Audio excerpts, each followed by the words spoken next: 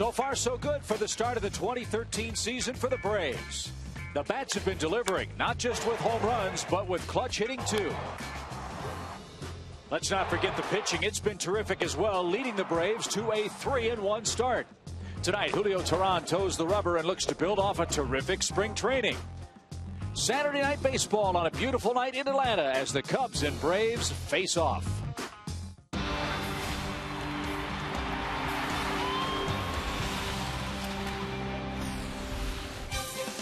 It is indeed a beautiful night for baseball in Atlanta. Big crowd here at Turner Field ready to chop down the Chicago Cubs in the middle game of our three-game series tonight. And hello again, everybody. Joe Simpson, Chip Carey, Elizabeth Morrow along as well tonight for the middle game between the Braves and the Chicago Cubs. Mike Minor was terrific as the Braves started last night. Tonight, it's Julio Teheran's turn, and he had a tremendous spring training. This all kind of started in the middle of winter ball last year in Venezuela, Chip, but Freddie Gonzalez told me before the ballgame the difference in Julio now and spring training a year ago is that he's not looking at the radar gun anymore. He was trying to just throw the ball through the catcher. Now he's begun to pitch again, and he's getting great results. Had a great spring training, as you see, a microscopic ERA, and led all of baseball in strikeouts in spring training.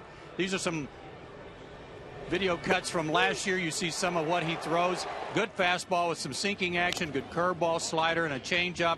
But I think more than anything else, winter ball taught Julio that he's going to have to produce. It's not good enough just to be a top prospect anymore. You got to have some results. And the second half of winter ball in Venezuela, he did just that and took that right into spring training. The Braves' #1 prospect for 3 years running. Perhaps his time is now tonight in Atlanta against the Chicago Cubs. Teheran not the only new face making headlines in Atlanta. Justin Upton certainly doing that for the Braves. He's off to a red-hot start here in Hotlanta. We'll break down Justin's first week as a Brave when we come back to Turner Field after this.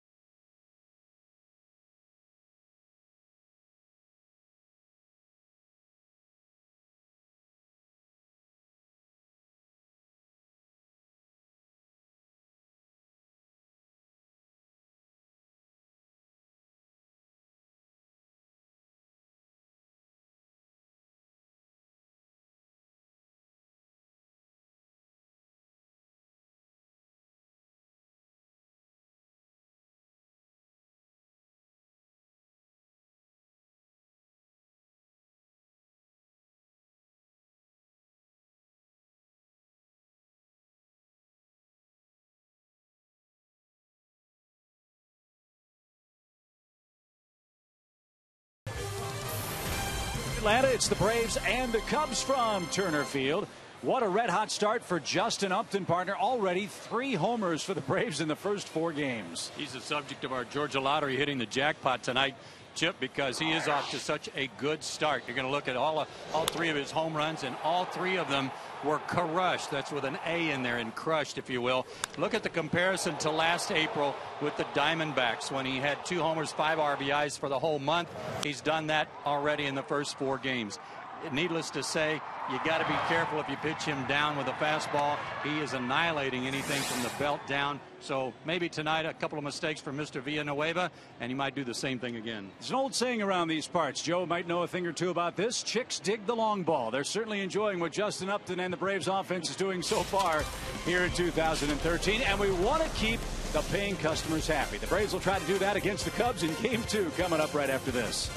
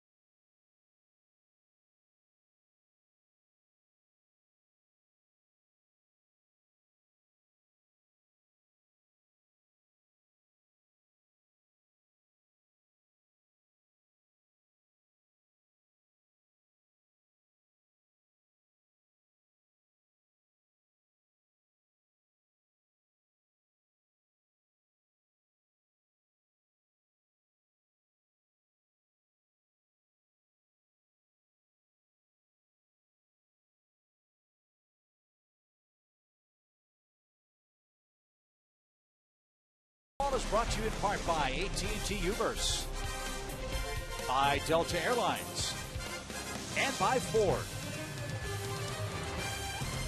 Just about set for a first pitch. A big crowd gathering tonight on this busy sports weekend in Atlanta. The Braves will send Julio Teheran to the mound. A very different looking Braves lineup tonight. And for more on that, let's join our colleague Elizabeth Morrow.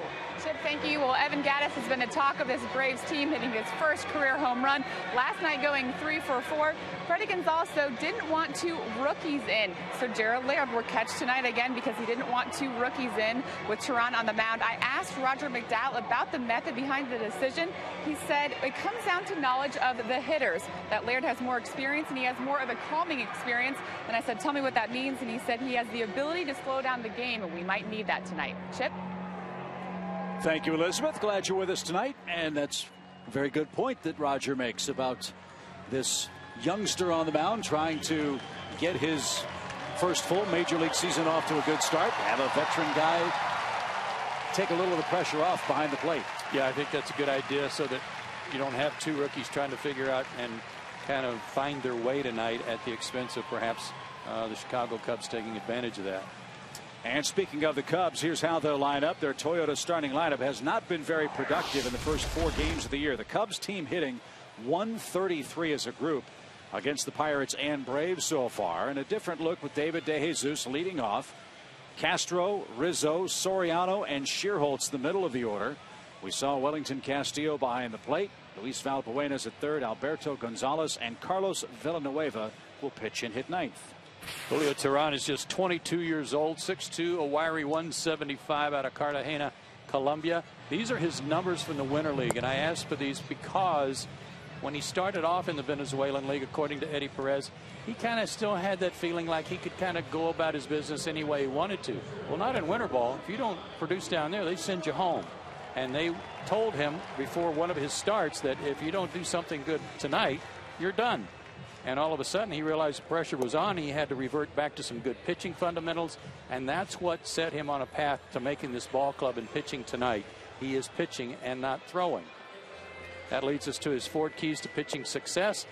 Don't look, number 1, at the radar gun. Don't look at that speed up there. Doesn't matter for you anymore. Just make good pitches. And 2, follow the leader. I like it. Gerald will help him because he knows these hitters pretty well, and he'll be able to help Julio when he's not sure about what pitch to make in certain situations. Obviously, when you play your first game in a new season, there are butterflies, but at least for Julio Teheran, this isn't his major league debut. Does that help him in a situation like this? Oh, no question it does. He's made some starts for Atlanta over the last couple of years when they needed some spot starts from guys, and having been here before and having the trust of his teammates, I think goes a long way tonight for his first start of 2013. So here's a look at the defense behind him tonight. Upton, and Hayward left to right in the outfield. Pena's getting the start at shortstop. We told you about the thumb injury for Andrelton Simmons. It is not considered serious, and he could play if needed tonight. And as we mentioned, Gerald Laird works behind the plate. So David DeJesus, the Cubs center fielder, gets things started. He's 0 for 10 at the plate, and Teheran with a quick strike. Beautiful night, 69 degrees officially at first pitch.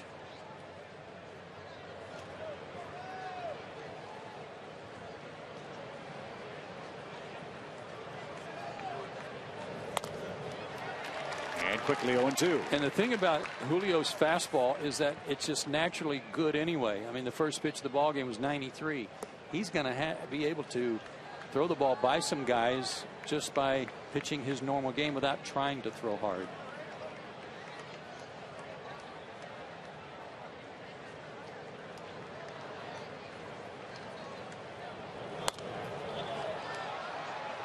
Another one at 93, and DeJesus swung late but stays alive. Ted Barrett's got the plate tonight. Alfonso Marquez, Mike DeMuro, and Dan Bellino are the umpires on the bases.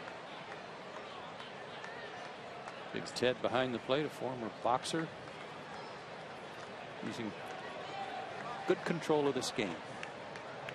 The 0-2. Breaking ball hangs. But Hayward in right tried to track it down and came up empty, and Hayward's still down. DeJesus in at second base. Jason came in, tried to make the play. Ball bounced off his body. He tumbled to the turf. And DeJesus is at second to start the game. I'm not sure if he saw this. It didn't hit his glove. Looked like it hit him on the bare arm. And it'll be a double. Scored a double. Sometimes the sun does shine through some parts of the left field stands toward right field. I don't know if the sun was peeking through and got him or not. So that's the first hit of the year for DeJesus, and it brings up Starlin Castro, the Cubs shortstop. Castro was 0 for 4 last night. Yeah, but he hit 3 balls on the button, and I know they're waiting for him to kind of break out. 3 for 16, but he hit the ball hard 2 or 3 times last night, including the last out of the game against Craig Kimbrell.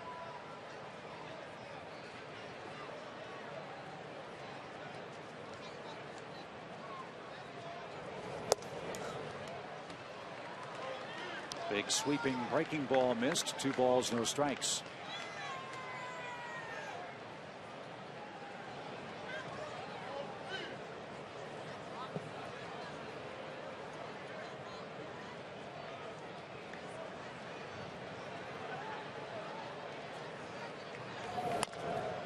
To the left side. Francisco's got it. Looks the runner back, and a good stretch at first. An unproductive at bat for Starlin Castro. Teheran will take that. DeJesus still at second with 1 out.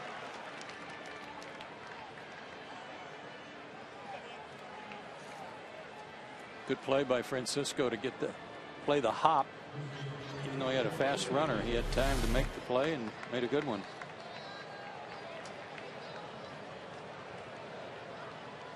Good stretch too. The Cubs first baseman's Anthony Rizzo. He too off to a very slow start.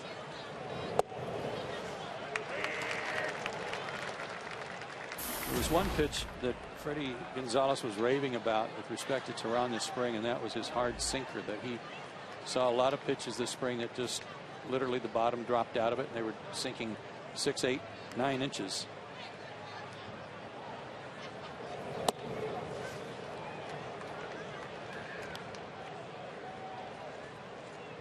It'd be nice for him to get through this first inning unscathed, catch his breath, and then kind of restart in the second and pitch the way that he's been pitching all spring. You know he's got some nerves tonight. Right down the middle, 1 ball, 2 strikes. That had a little action on it, didn't it? Mm-hmm.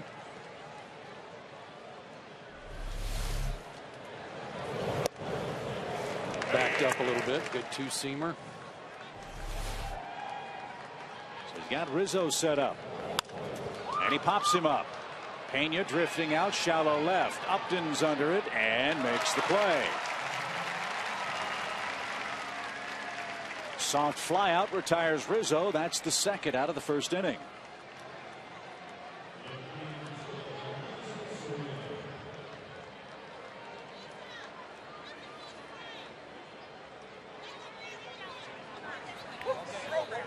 Oh, programs. Only $5 programs. Get them today, right now. That's some good advice. You want to get one of those programs when you come here to Turner Field. That is a great looking book. As Soriano digs in with the runner at second, 2 outs. No swing, 1-0 the count.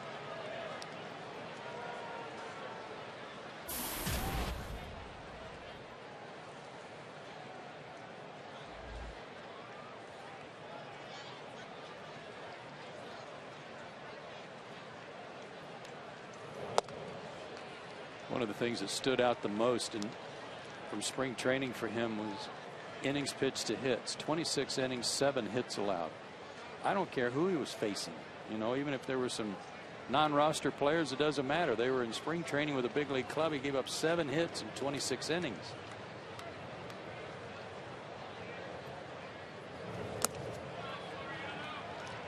That bounced up there. 3 balls, no strikes. And Julio's great spring work is our Academy Sports and Outdoor leaderboard. More strikeouts than anybody, and that includes Steven Strasburg and Clayton Kershaw.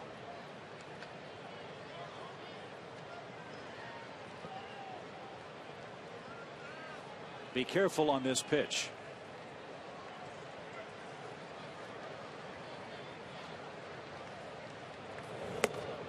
And Soriano takes a free pass on 4 wide ones, and they're at first and second, 2 out. Well, you just talked about the lack of offense for the Cubs right now, hitting 1 whatever as a team in their first 4 games. Well, there's one guy, I don't care what he's hitting, can hurt you in this lineup, especially, and that's Soriano. So at first base open, that's where you count on a guy like Gerald Laird to remind him we don't need to throw this guy anywhere near the plate. Take our chances with the next guy, who is a left-hand hitter, Nate Schierholtz. Schierholtz, the Cubs right fielder tonight. Remember him from the Giants and Phillies last year. And strike 1 over the outside corner.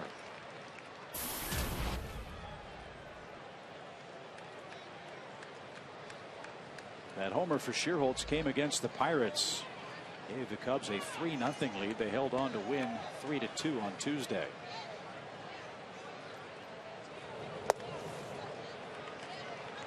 He's a solid player. Looks like he'll probably platoon a lot with Hairston out in right field. But a good defender and a very good arm.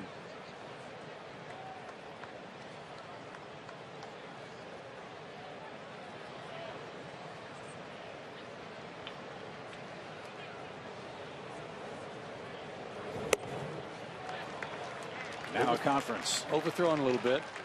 Gerald picked up on that right away and out to try to get him to slow down. And that was a good point that Elizabeth made that Roger McDowell was talking about. He'll have the ability to slow the game down a little bit and not let Julio go into fast forward on all of his pitches.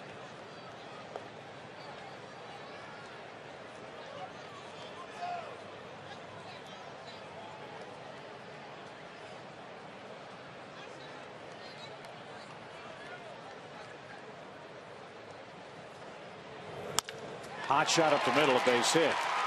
De Jesus around third is going to score. Soriano around to third. And Nate Sherholtz with a 2-out hit puts the Cubs in front.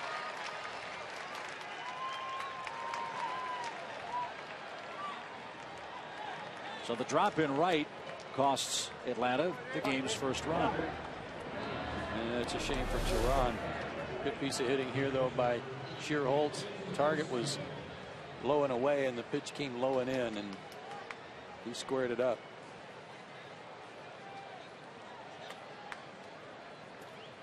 So the Cubs have a lead, and Wellington Castillo, the catcher, bats.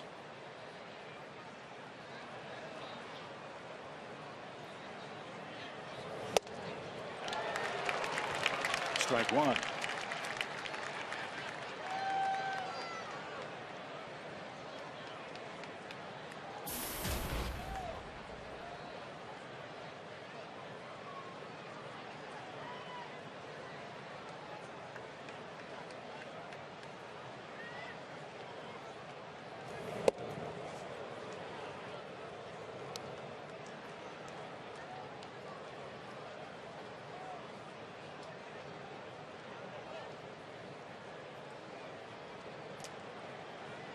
Soriano and Sherholtz, the Cubs runners.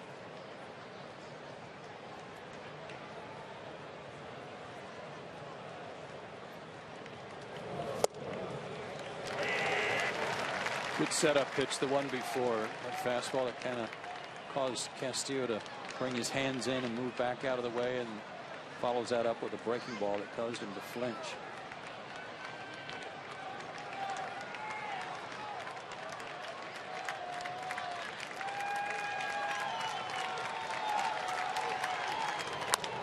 Ground ball left side. Francisco's got it and throws to second in time to retire the side. The Cubs strike first to run on 2 hits. They strand a pair, and the Braves come up against Carlos Villanueva.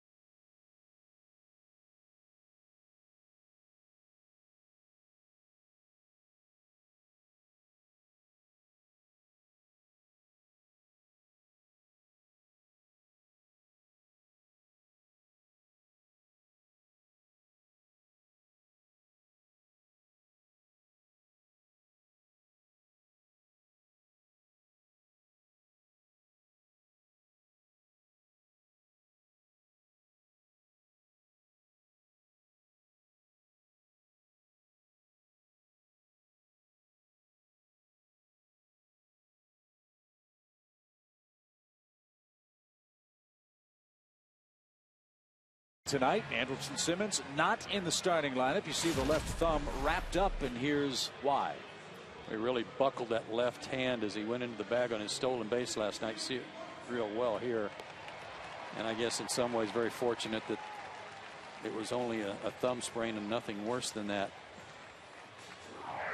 So Andrelton, who was in the original starting lineup tonight, was taken down just as a precaution. That means the Toyota starting lineup for the Braves has a new leadoff hitter this evening, B.J. Upton, and he's done this before, and we'll talk about that in a moment. Ramiro Pena's the shortstop and will be hitting 8th tonight. Carlos Villanueva got off to a great start last year with Toronto. Won his first several starts, but then 1-7 his last 11. Big guy, 6'2", 215, out of the Dominican, 29 years old. He's been with Milwaukee and Toronto. So B.J. Upton goes to work first, still looking for his first Braves hit. 4 keys for success for Mr.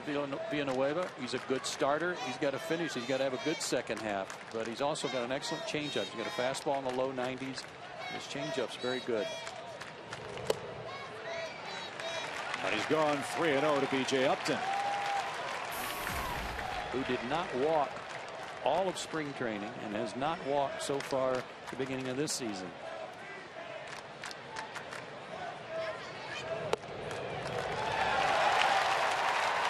Atta baby. 4-pitch walk and Upton's at first. Let's see if the Braves put him in motion. You know, you never want to see a guy miss a game because of injury. But in some ways, maybe this is a blessing in disguise for BJ to change a spot in the batting order. Responsibility is a little bit different in terms of just trying to get on base, cut down your swing a little bit. Let's see if it results in some good, in a good game for him out of the leadoff spot. Jason Hayward hits with a man aboard. Big shift on for Chicago. And Jason showed bunt and took a strike.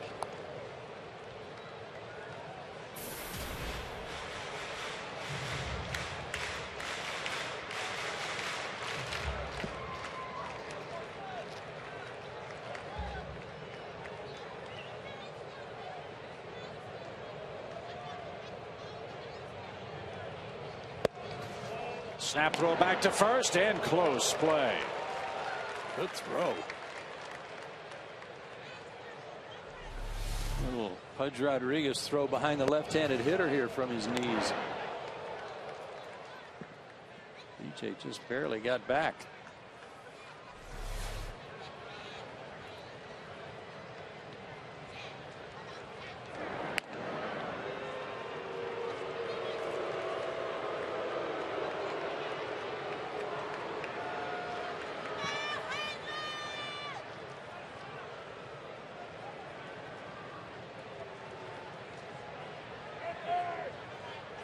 Time called by Castillo.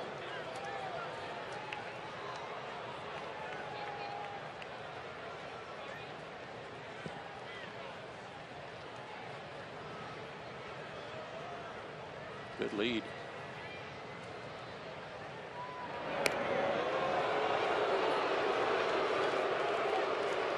Pirates were 4 out of 5 in stolen bases in that series in Pittsburgh.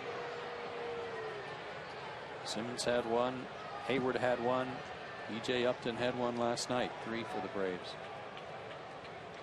Castillo's 1 for 6 in throwing out base runners so far this year. And B.J.'s running. Swing and a miss. The throw to second is right on the money. And it's Starlin Castro gets spiked. He might have been. The caught stealing goes 2-6. Yep, Castro got spiked.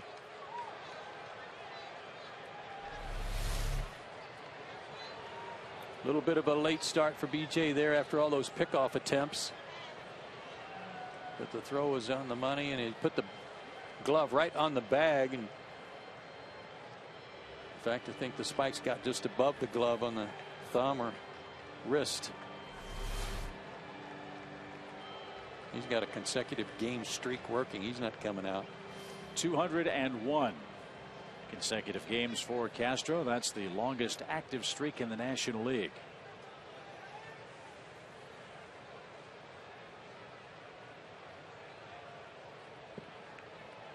Moves like cold hard fact. Consecutive games played. Prince Fielder at the top and Starlin Castro second. Jason pops one up to the right side. Rizzo will give way, and Gonzalez will make the catch for the second out.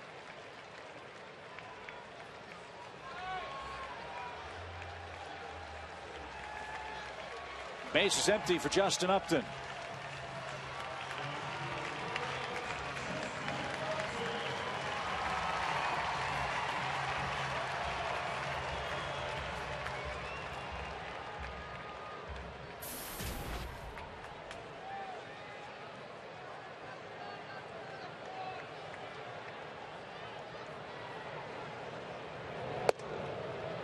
They'll tie for a called strike.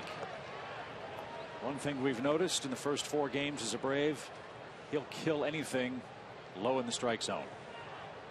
That's such a short, quick stroke. Just drops the barrel down.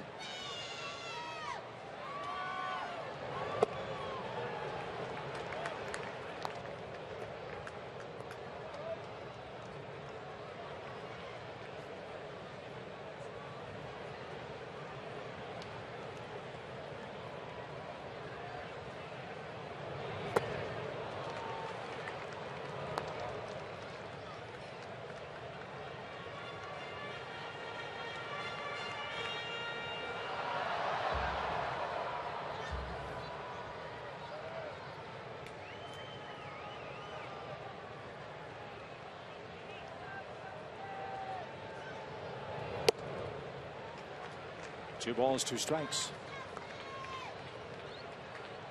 Joe mentioned last night that Upton has a 6-game hitting streak working. That dates back to last season.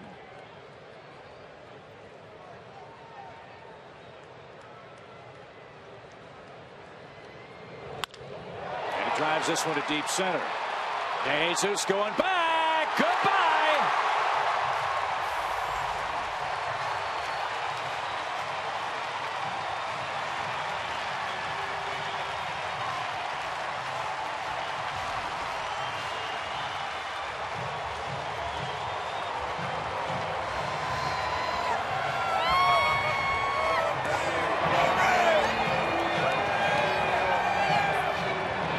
What a start. And a dead center this time. More homers, more RBIs than he had all last April. Mercy. And for the 4th time in 5 games, the Braves have hit a first-inning home run. That'll work. Let's see the location again. Breaking ball just didn't have much on it. Stayed about knee high and out over the plate, and he hit it where it was pitched. Man, oh man. So just like that, the game's tied at 1 in the first. And this is first baseman Freddie Freeman. He too off to a sizzling start. 6 hits in his first 13 at bats. And he hits this one a mile high to right. Schierholtz is there. And that'll retire the side. What a start for Justin Upton. 4 home runs in the Braves' first 5 games. This missile to center ties things 1-1 as we head to the second.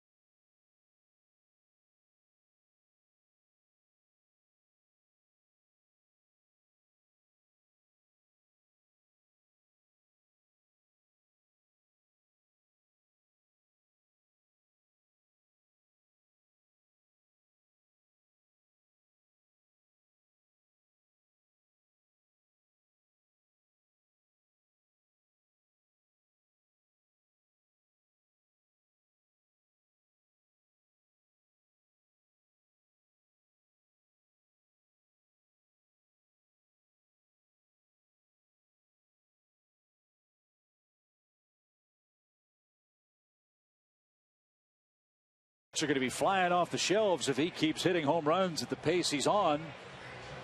His 4th home run tonight ties him for the major league lead with Chris Davis of Baltimore and Mike Morse of the Mariners. And that blast to center ties the game 1-1 and sends Julio Teheran back to the hill.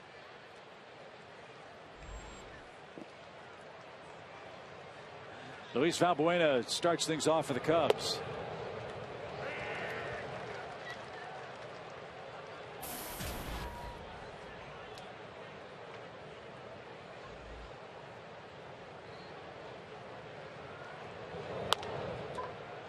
Lots of ground balls from Teheran early. That's a good sign. 1 out.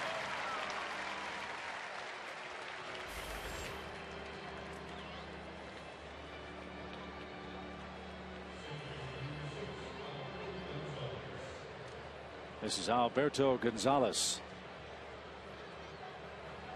Again, the Cubs are playing shorthanded. Gonzalez getting some playing time with Darwin Barney, their Gold Glove second baseman, out with an injured knee.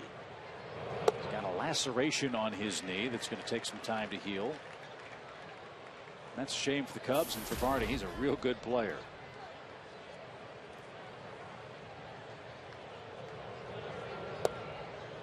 Oh, how about that? He buckled him with that pitch. Sure did. Had him getting out of the way. Knees buckle. Hey. And he got a call. Didn't get that one, though. 1 ball, 2 strikes.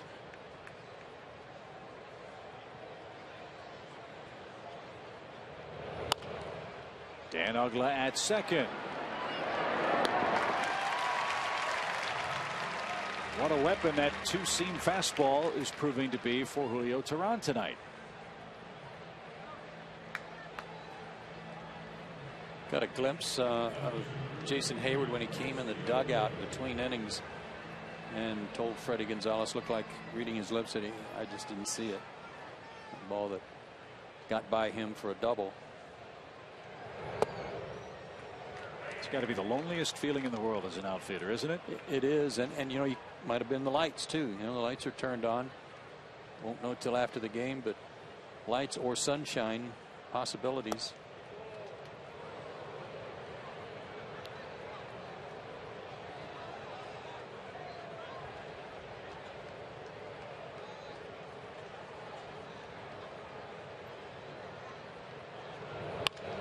Villanueva lines one into right.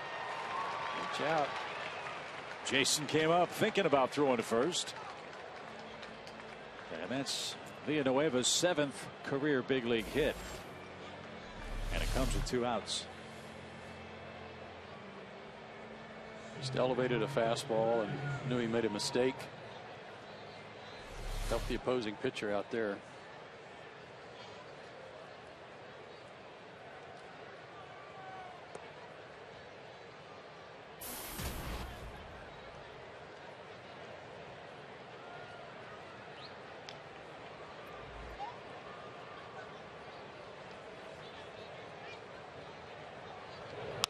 De Jesus jumps on the first pitch and drives it to left. Plenty of room for Upton.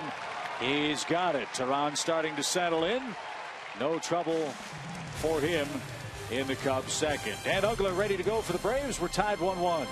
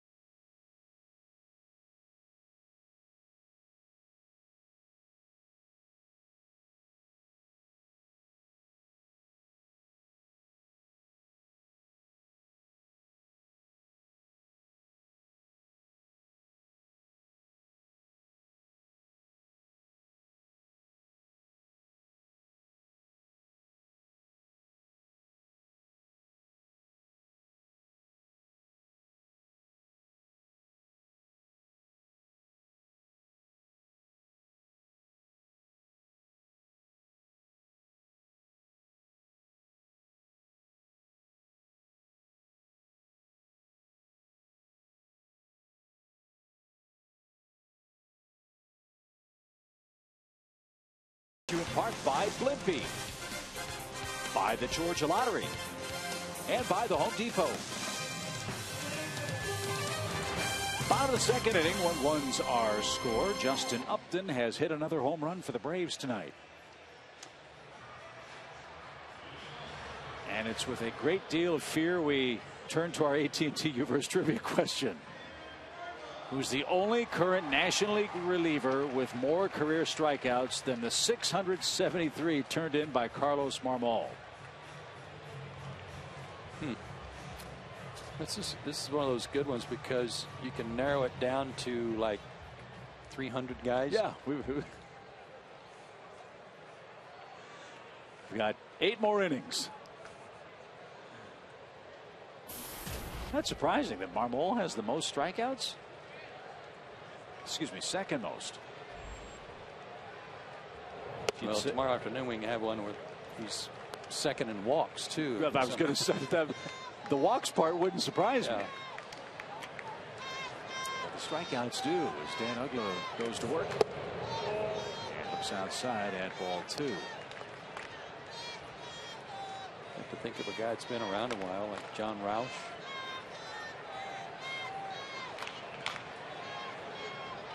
Good pitch for Ugla, 2-0. May see an even better one, 3-0.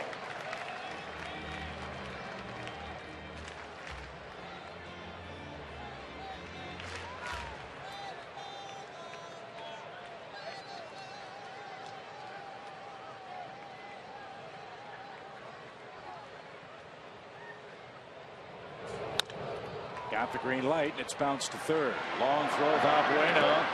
And Rizzo with a terrific scoop at first. Gets Ugla for out number 1.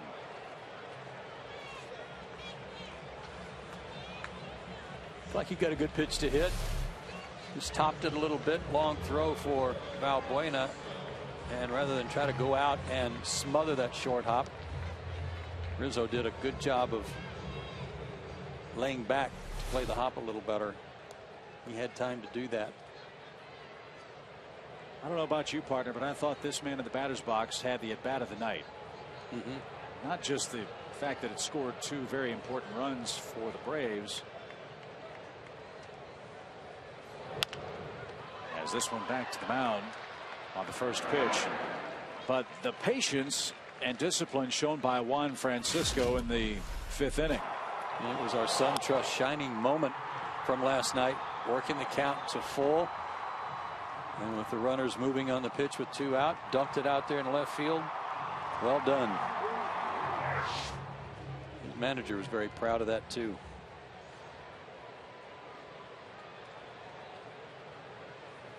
Two quick outs in the second inning. Here's Gerald Laird.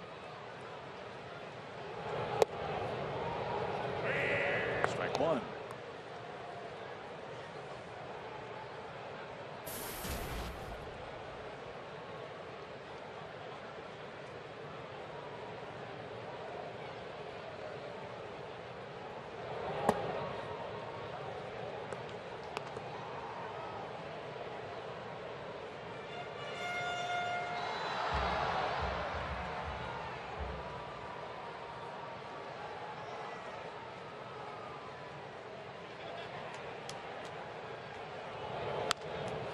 Little flare over first. That'll drop behind Rizzo. Laird's thinking about 2. Slams on the brakes. And with 2 outs, he'll stand at first.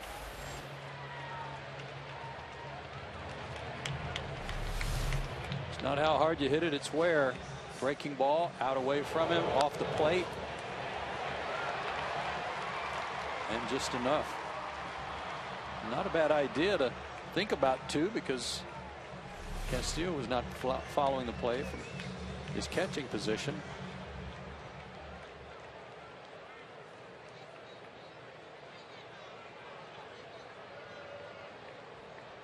But Gerald wisely held on, and now Ramiro Pena gets his first at bat. And pops it out of play, strike 1. I asked Freddie before the game. Obviously, we hope nothing happens to Pena tonight, but if he were to tweak something, who would your shortstop be? And he said Simmons. Andrelton could play tonight.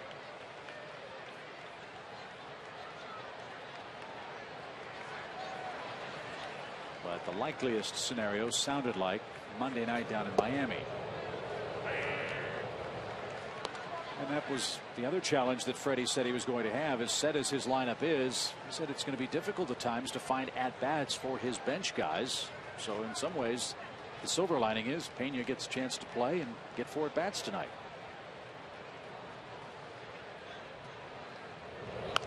Yeah, that's the way I look at Upton batting leadoff too. But you're right. Virtually every one of these guys that are position players for the Braves, they're 150 games a year players, if not more. But when you said you asked Freddie who would play shortstop if something did happen to Pena, I was just sure his answer was going to be Evan Gattis. He's done everything else right, hasn't he? He's the secret weapon. Yeah. 0-2 for Pena. And that will retire the side. Laird stranded at first. And this tie game moves to the 3rd inning. Cubs 1, Braves 1 here in Atlanta, GA.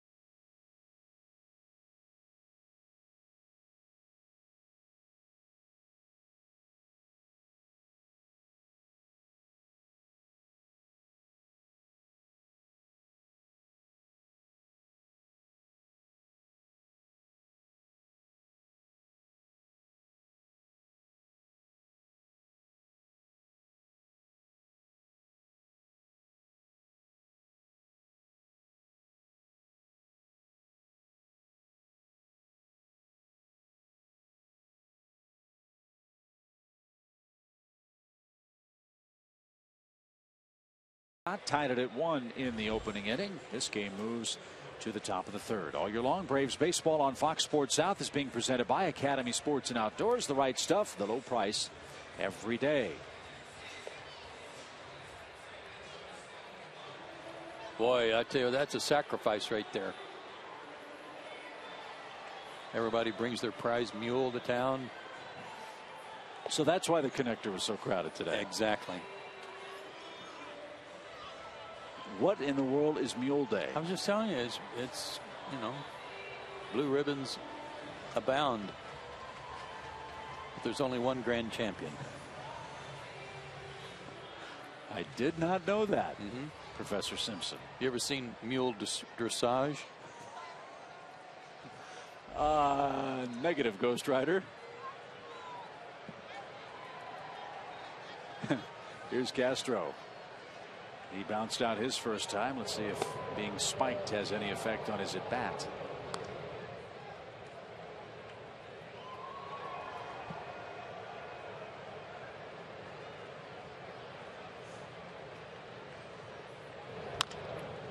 Tapped out toward Pena. In between hop.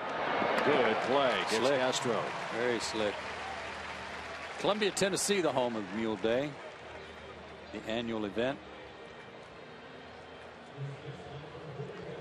You know, we don't do very well on trivia, but we can tell you all about Mule Day in Tennessee. Get your kids in the game when you sign them up for a Braves Kids Club membership.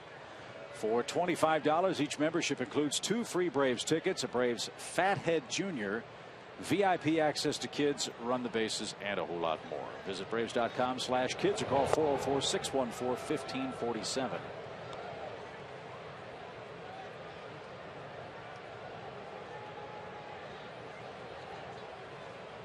There's a lot more than just mule judging. pulling contests. I mean, they have a lot of line dancing, clogging, square dancing, bluegrass music festival. These are all by humans, of course. You sure?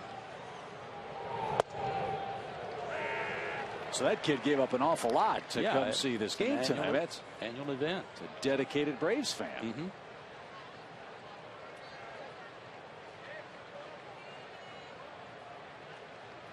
Two balls and a strike to Rizzo, and now 3-1.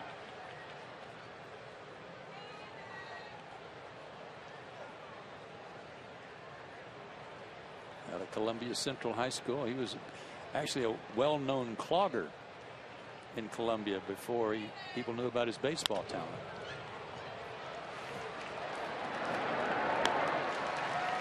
Two outs. I would have paid to see that. Me too. And that was Joe. Just for the record, 2 outs, bases empty. And here's Soriano. The Braves pitched around him in the opening inning, and he earned a 4-pitch walk.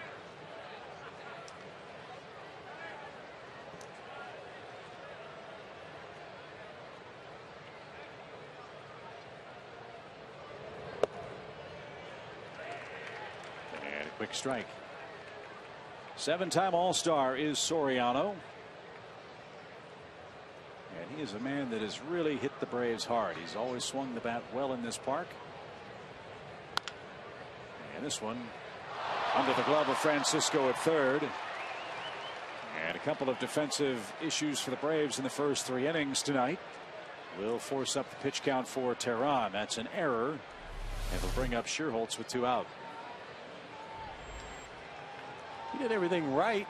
He stayed down on it, watched it right into the glove, but it's like it hit a little spring there in the pocket and popped out.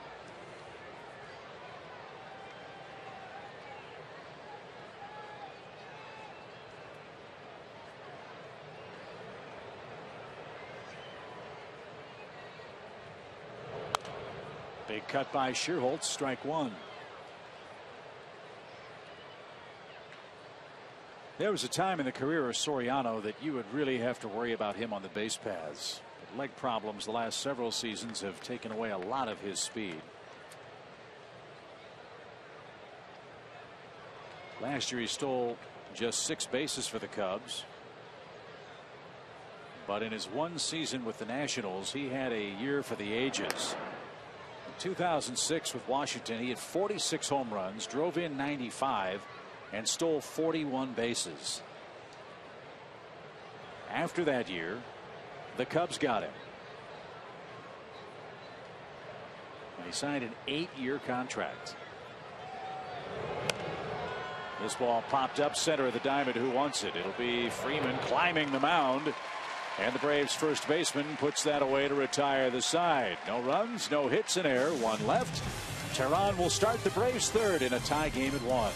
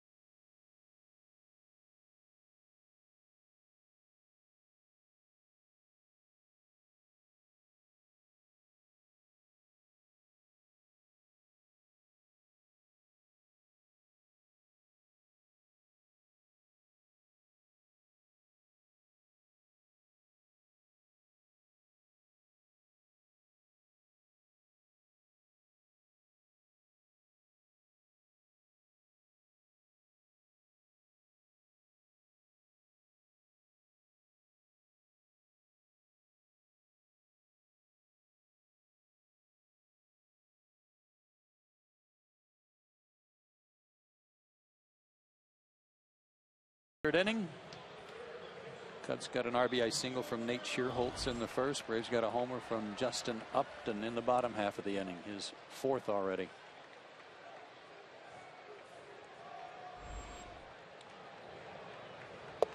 So let's see if Julio Teheran can exact some revenge on Villanueva, who singled against Teheran for the Cubs in the second.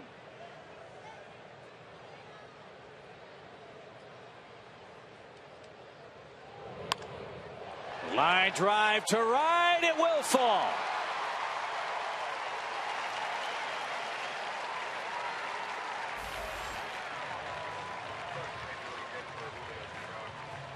First big league hit for him, and it looked like a pitch similar to the one that Villanueva picked on. Something up.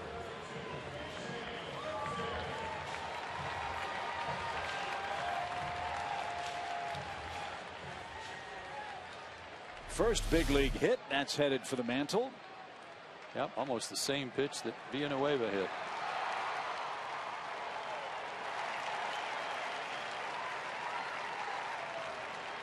So the pitcher at first for the Braves, B.J. Upton, the batter. His first walk came in the opening inning. And he looks high and tight at ball one.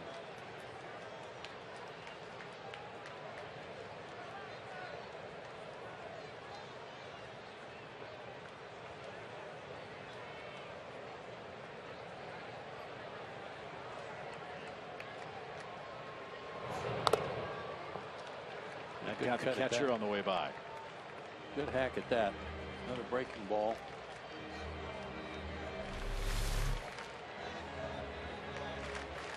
Beg your pardon.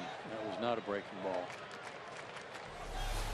And Castillo will vouch for that after taking it off the kneecap.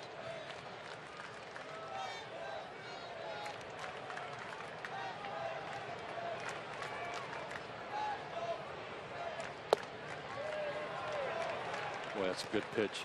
Not a strike, but a good pitch to keep a powerful hitter honest, so that they, when they do want to throw a breaking ball away, they've at least made him think about it. BJ ahead in the count, 2 balls and a strike. High fly to right. Shearholtz going back is going to have room. And there's out number 1. So Upton's retired. Teheran back to first, and Jason Hayward hits. Jason popped out to second, his first and only time tonight.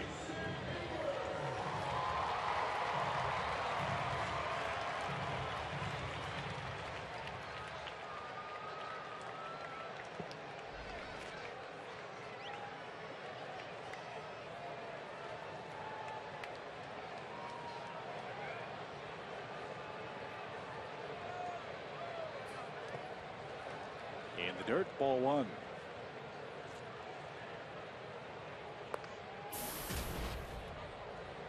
One of the things about their shift right now, they just had the second base umpire, Mike DeMuro, move over, as you see, over towards shortstop. But look at that line running straight up through the field there. Those guys are kind of blocking the view of David DeJesus. Very hard for him to see. Saw him trying to look kind of around Starlin Castro and around Villanueva so he could see the ball get to the plate, because he needs to see the ball off the bat to get a good jump. He's straight away and deep with a 1-1 count. Back toward us.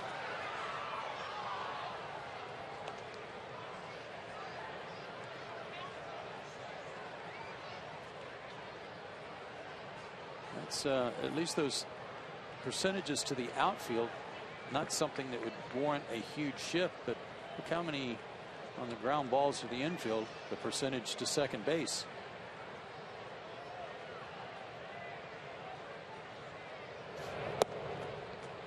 Good try. Jason looked at that inside. 2-2. Did you guys have scouting reports like they have now in your day? It was just coming into vogue with Tony La Russa and the A's, and really it started in Chicago, but with all of their volumes of scouting information with tendencies. I mean, we knew how to play guys, and we had scouting reports, advanced scouts that would tell us how a guy was hitting, what he was doing at that particular time. But it was really Tony La Russa who started doing those graphs, he and his staff, with more accurate tendencies at hand in the dugout for your defense. 2 balls, 2 strikes. The Cubs play behind Teheran at first.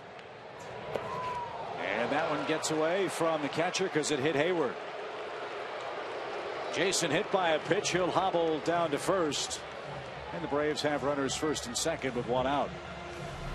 Couple of dings for Jason tonight. Remember, he got hit in the hand on that play on the first batter of the game.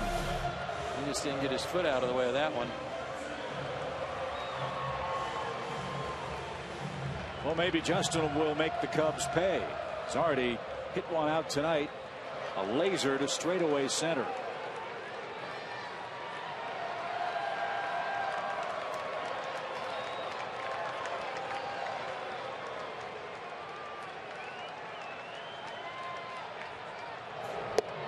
I think it's safe to say, Joe, that the change of scenery has certainly helped the April numbers of Justin Upton. No doubt about it. Always nice to get off to a good start with your new team, and especially at home in front of the home fans.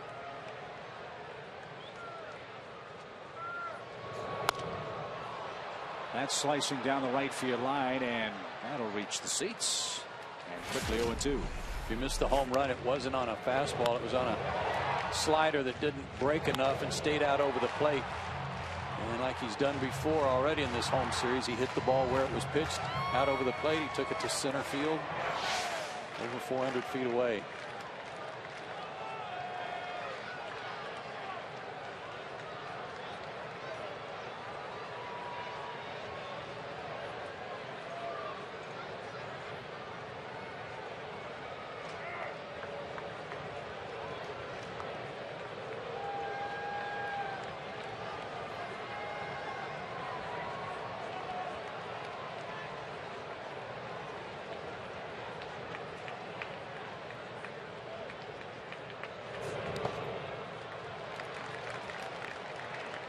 Stop. It was a changeup, and he's got to have that pitch somewhere in the vicinity for the hitters to offer when he's ahead in the count. Naturally, didn't want to make a mistake that Justin could reach.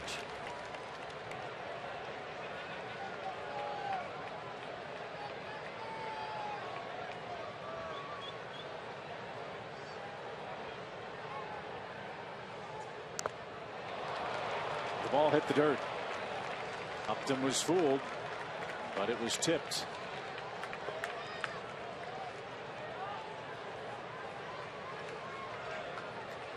You might remember the big fire over at the old ballpark. That was the night Fred McGriff arrived on the scene.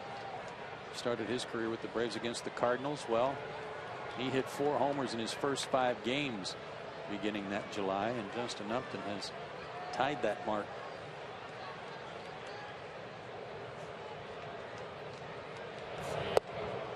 And he had a late swing. Villanueva strikes him out. That's his second in the game. And Freddie Freeman bats with 2 outs.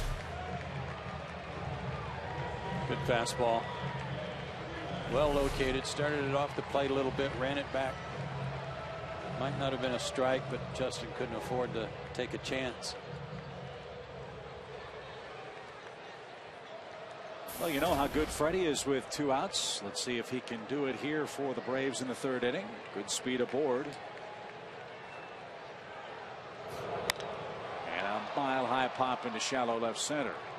Soriano is under it, and he makes the play to retire the side. Villanueva pitches out of 3rd inning trouble. He's due 4th in the 4th in a tie game at 1.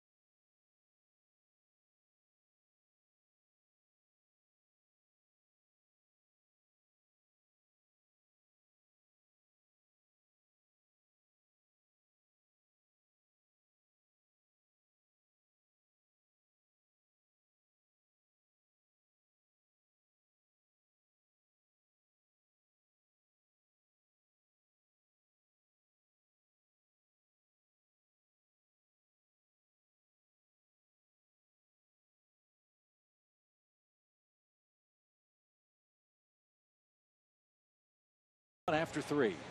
Julio Teheran's first start of the year after pitching so well in spring training, but his first start got off to a little bit of a rough start in that David DeJesus hit a line drive to right that Jason Hayward appeared to lose as he was closing in on it. It got by him for a double, and then later in the inning a 2-out single by Nate Shearholtz brought him home. Cubs took the lead. It didn't last long as Justin Upton did his thing in the first inning to dead center, and we're tied at 1.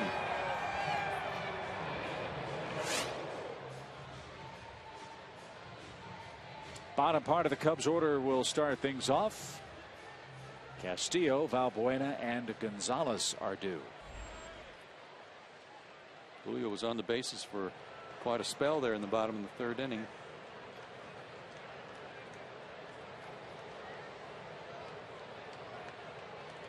Six ground ball outs for Teheran so far.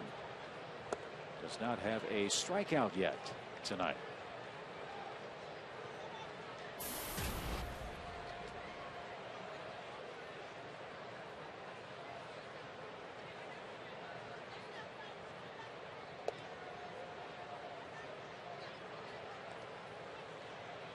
Don't know what was wrong with that one. I guess a little outside.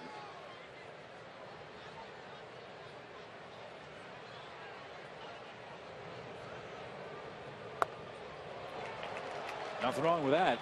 2 balls and a strike. There's a good sinker.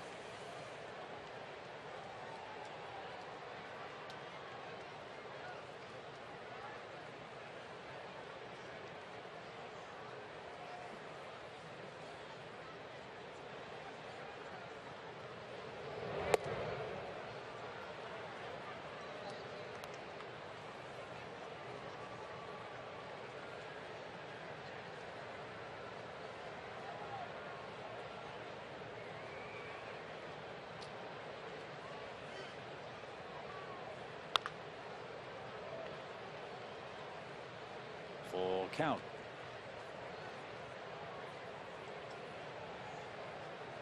Teheran last year, you might remember, in a battle with Randall Delgado for the last spot in the rotation for the start of 2012, and that was won handily by Delgado.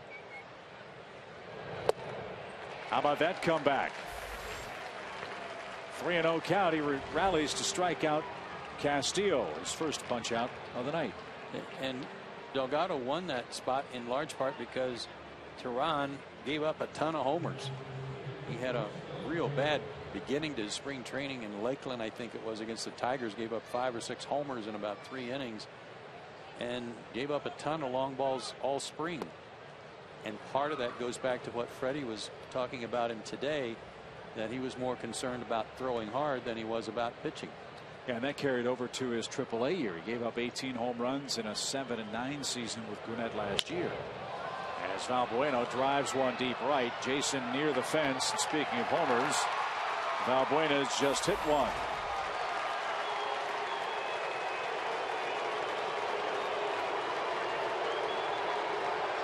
His first of the year, and the Cubs are in front again. It's a 2-1 score.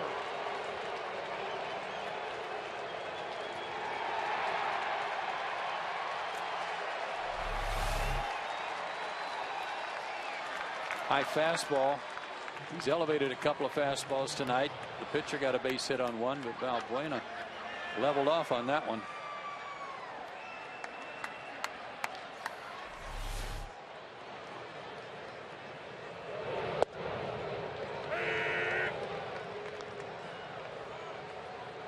So it's a 2-1 Chicago game. And this is Alberto Gonzalez to third.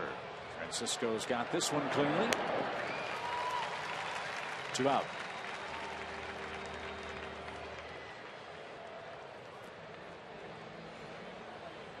When you were talking about how that carried over into his season last year, Chip, you can track it from his work in 2010 and 11 and how drastically his numbers changed, especially in the long balls, averaging twice as many homers per 9 innings as he had allowed previously.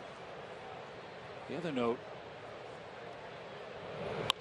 as Villanueva hits this one down the left field line, foul. If we can go back to that graphic, the strikeout totals lower year after year. Is that something about which you'd be concerned?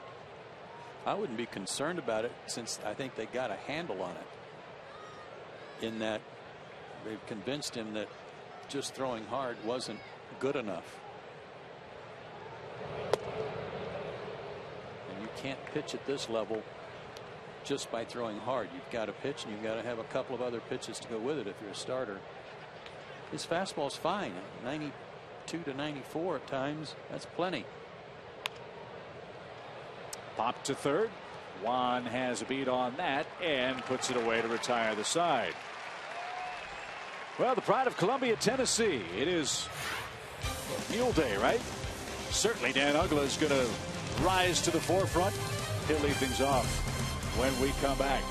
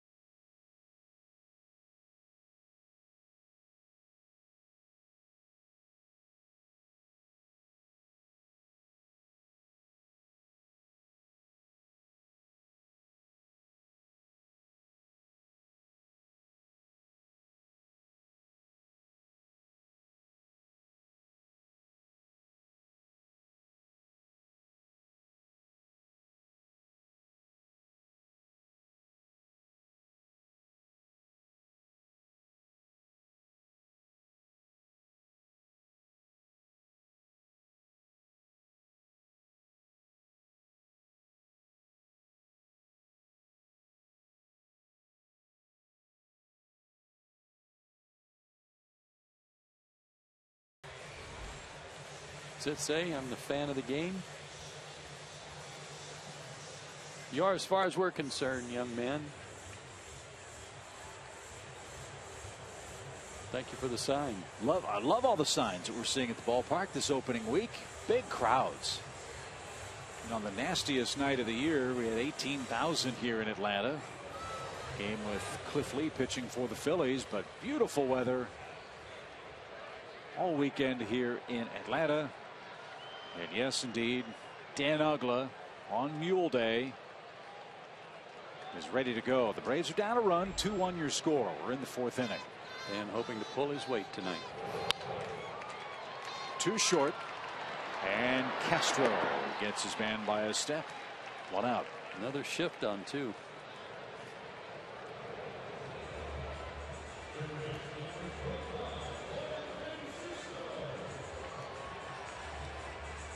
Juan Francisco tapped to the mound his first and only time up.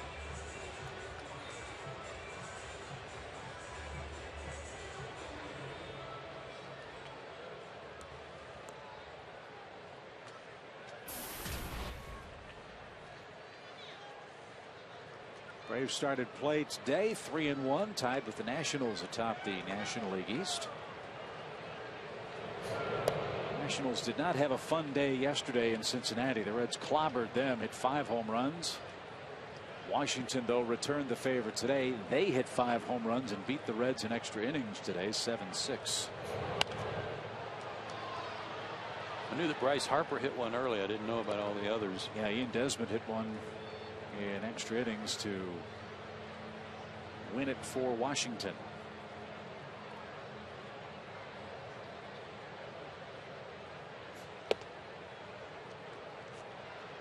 Two balls and a strike.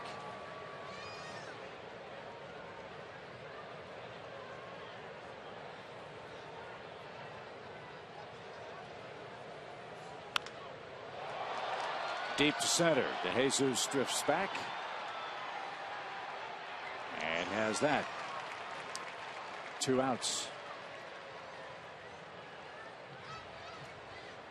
And there are some big numbers, both good and bad, being put up in the big leagues here in the first week. What a start by Chris Davis for the Orioles.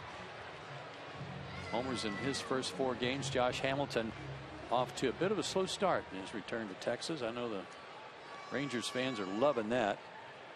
And Bryce Harper, 3 homers, 5 RBIs in his first 5 games. First player in history, age 20 or younger, to do that.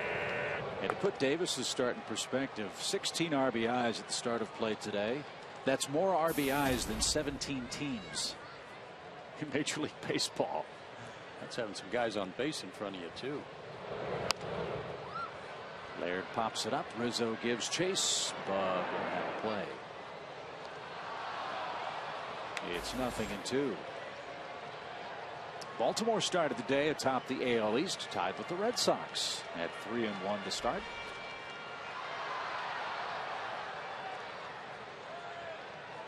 I believe Tommy Hanson got the win today for the Angels over the Rangers. He was the scheduled starter for LA. As Laird drives one to shallow right. Diving try by Shearholtz. He can't get it. This time Gerald won't stop at first. He'll find his way to second with 2 out. A bloop double. Laird's 2 for 2. He's got a little alleyway working over there. Looped a single earlier tonight. That was just a fastball that got in on him, and Shearholtz making the effort with 2 out and the catcher running. Thought he'd go for it. Couldn't get there. Would you say that was Rick Flaird? Oh, it could have been, yes. Yes. So Pena with a chance with 2 outs to tie the game. He struck out his only time up. 1.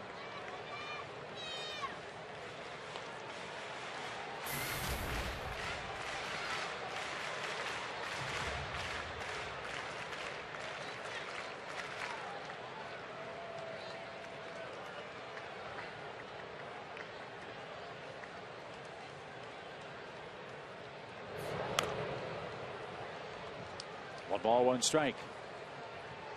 Gerald needs to get a good lead at second base. You got the pitcher on deck, and if Ramiro does get a base hit or gets a ground ball that finds a hole somewhere, you know Brian Snitker is going to send him so as not to leave all the base runners for the pitcher to try to drive in.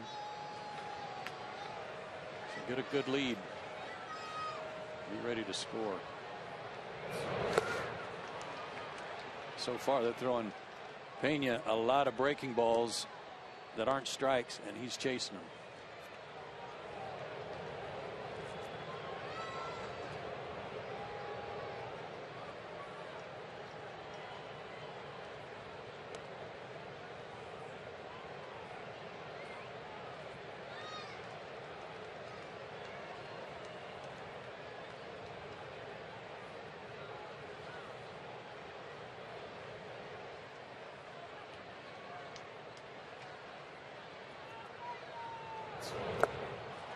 And Pena is down on strikes. You're right. More breaking stuff. That strikes him out for the 2nd time on the night. And 3 in total for Villanueva, who leads by a run.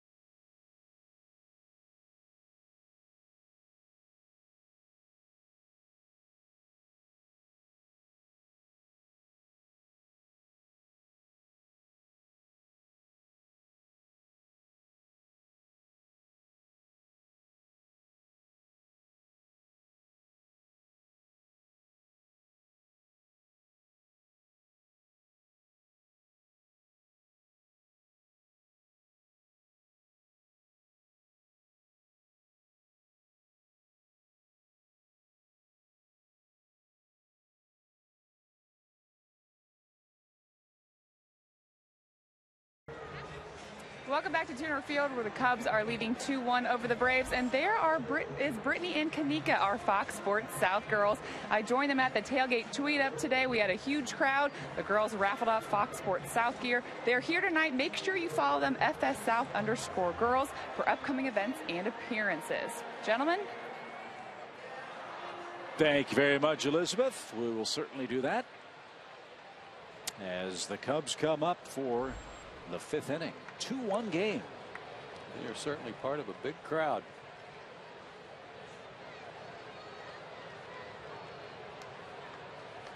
$33,000 here last night. More than that here tonight. As David DeJesus, the Cubs center fielder and leadoff man, bats for the 3rd time. He's doubled, scored, and flied out to left. This guy was a sought-after prospect, hot commodity when he broke in with the Royals. His numbers have cooled a little bit.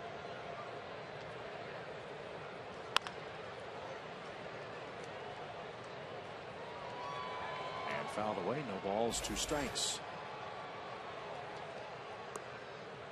David also spent some time with Oakland.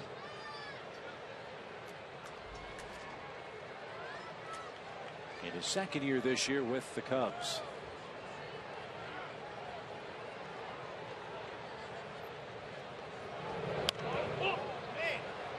Out of play. He'll stay alive at 0-2.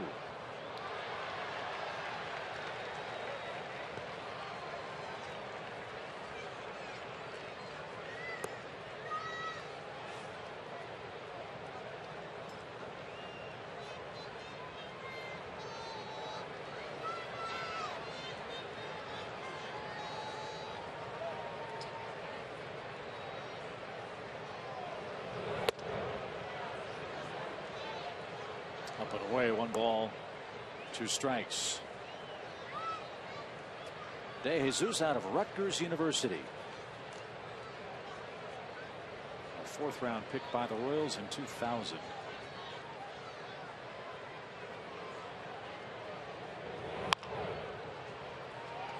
To first, a fair ball. Freeman scoops that up, makes the play.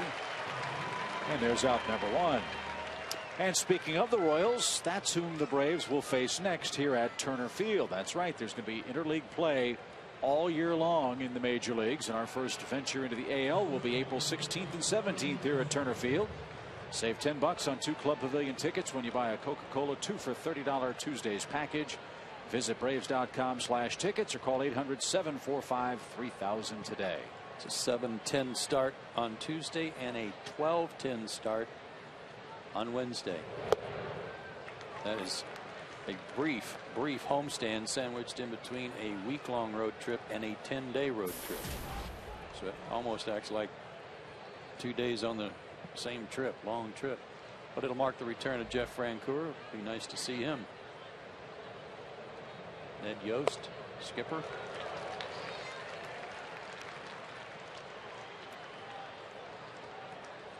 And the Royals putting it on the Phillies again tonight. Beat them yesterday. They're winning again this evening. Big year for Kansas City. They think they've got a shot to contend in the AL Central.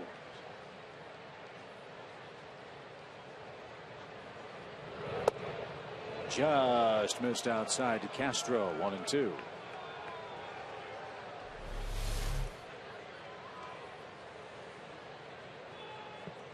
Fox tracks. There's Mr. Barrett missing that one. That was just a perfect pitch.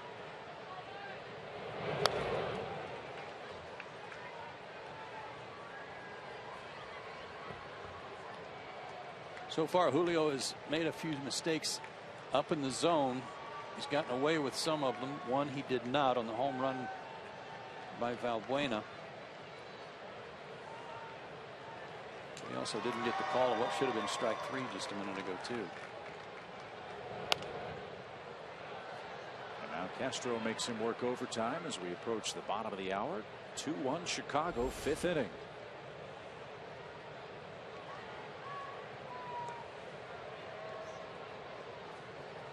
Got through the first inning jitters, giving up only 1 run. Probably shouldn't have been charged with that one. That's down the right field line, but ticketed for the first row of the stands. Nice catch. And as Julio gets a new baseball, a reminder to change your air filters every 1 to 3 months to help your heating and cooling system run more efficiently. From George Power.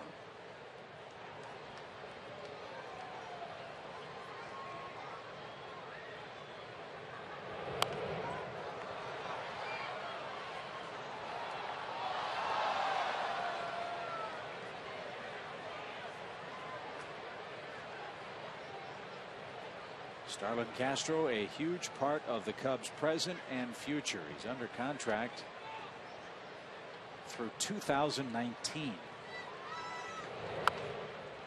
And he was fooled on that pitch. Teheran with a bare hand, a little late.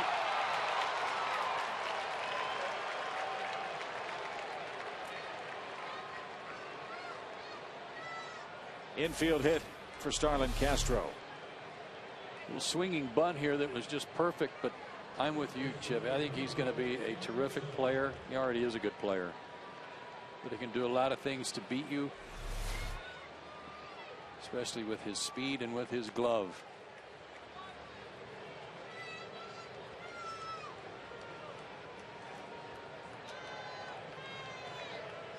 So he stands at first with 1 out. Anthony Rizzo, the batter. Rizzo 0 for 2 tonight.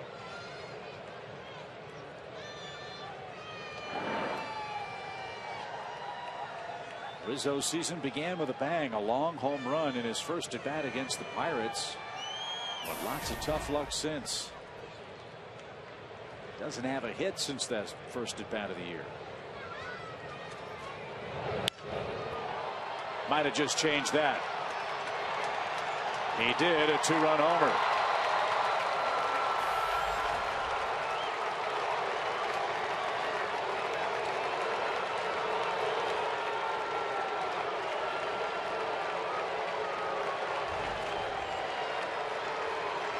That looked like it was on a tee for him. 4-1 Cubs.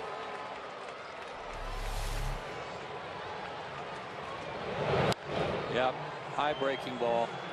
Julio knew it. Hanger. Braves had some success the last night and a half against Rizzo, keeping the ball down, getting him to chase balls in the dirt.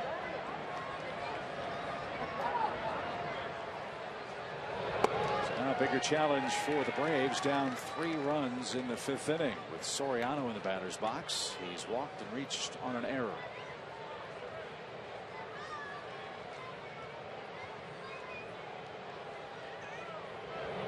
Rizzo's the other big cornerstone for the offense of the Cubs. He only played 87 games for Chicago last year, but hit 15 homers and knocked in 48 men.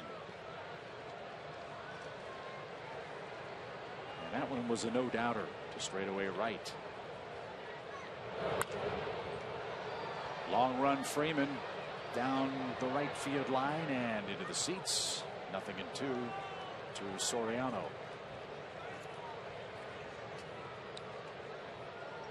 Nate Scherholtz is our Delta Airlines on deck batter.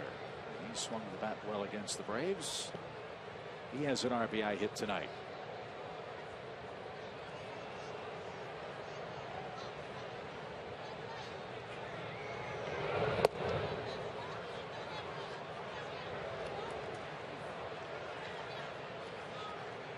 A real shame that, I mean, the home run's one thing because it came on a bad pitch. But the swinging bunt set it up, so it turned into a 2-run homer. Soriano hooks that ball to third. But he's retired for the 2nd out.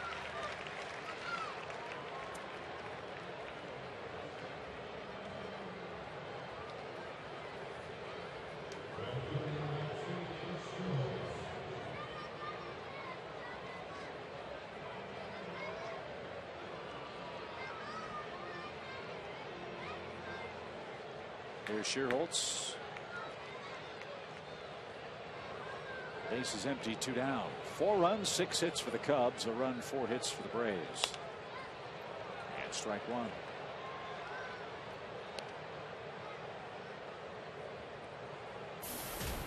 with the Astros gone from the National League Central, kind of changes the look and dynamic of that division.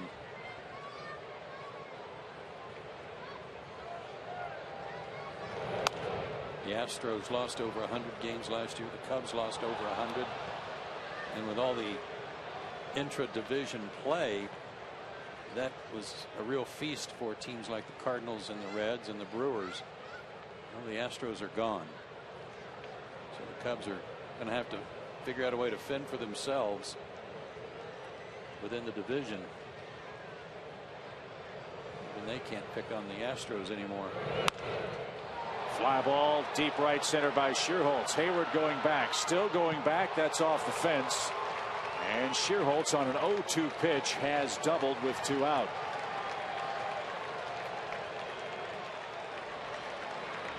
He just missed a long home run.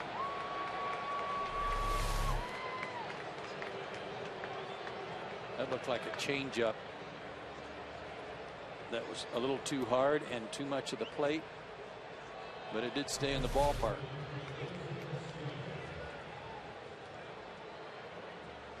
Third hit of the inning for Chicago. And here's Castillo, the catcher, with 2 outs. Braves bullpen is stirring a little bit, a little stretching, but nobody throwing. And Teheran's spot is due first when the Braves come up in the 5th. It's a 4-1 game. Strike 1. David Bell was always a pretty good third baseman at the hot corner, but he never played that shallow before and almost got nailed by that foul ball.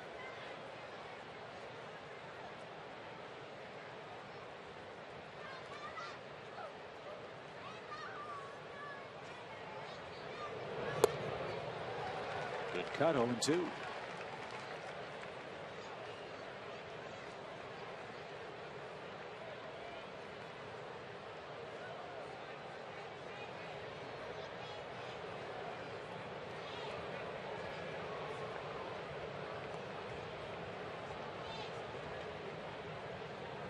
Make a better pitch here, 0-2, than he made to Schierholtz.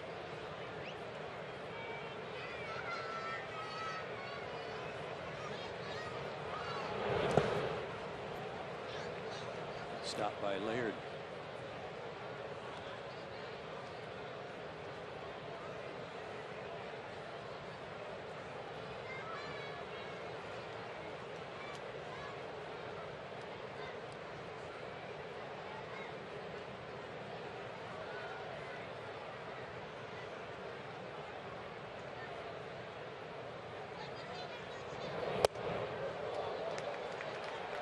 Two and two. He did that earlier tonight. I believe he did it to Soriano, but it might have been Castillo when he struck him out, moving him back off the plate a little bit to set up something away.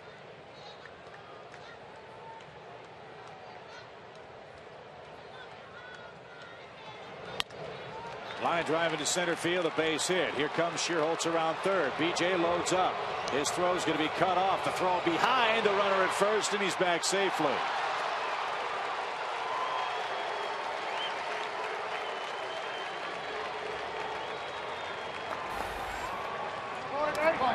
Four hits in the inning and 3 runs across, make it a 5-1 score. And another pitch up. He's really getting under some pitches.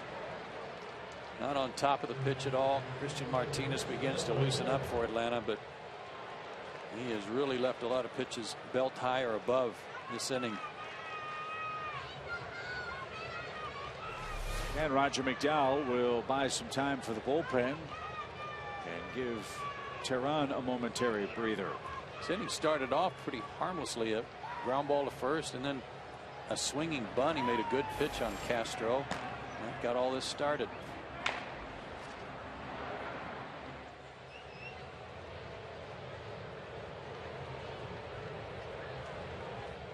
Delta Airlines is a proud sponsor of the Atlanta Braves.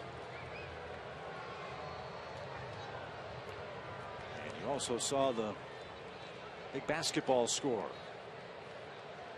as the Final Four underway here in Atlanta. 5-1 score we're concerned with tonight. Cubs lead the Braves in the middle game of this 3-game series. We won't see the Cubs again after tomorrow until September.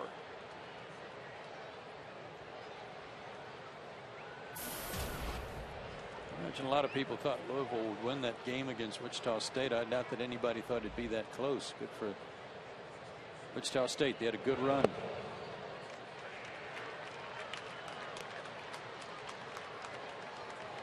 In fact, Wrigley Field will be our final road stop in regular season play this year. We'll be in Chicago the 20th, 21st, and 22nd of September.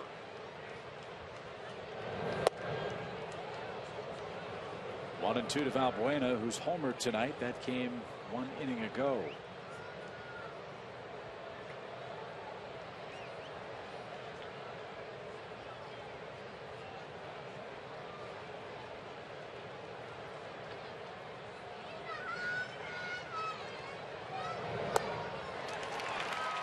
That'll take care of the Cubs' third baseman, but a big 5th inning for Chicago. They score 3 runs. They do it on 4 hits. The big blow, Anthony Rizzo's 2nd home run of the year. Lots of work to do for the Braves. They trail 5-1 in the home half of the 5th.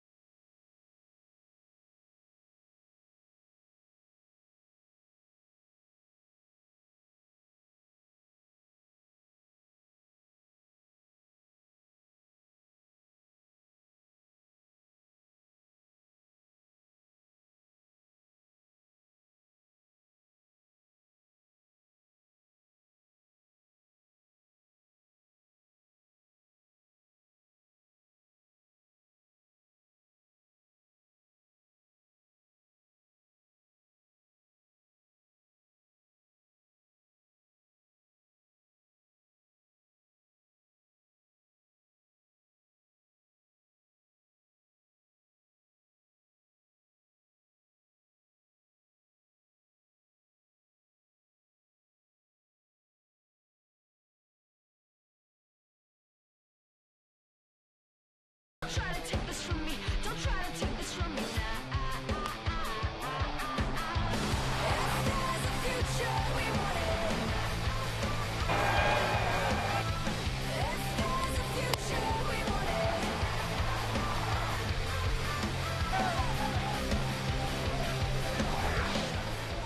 Well, the Braves aren't the only club in this ballpark that's got some thunder. Chicago's hit a couple of home runs tonight, and they've taken a 5-1 lead in the 5th.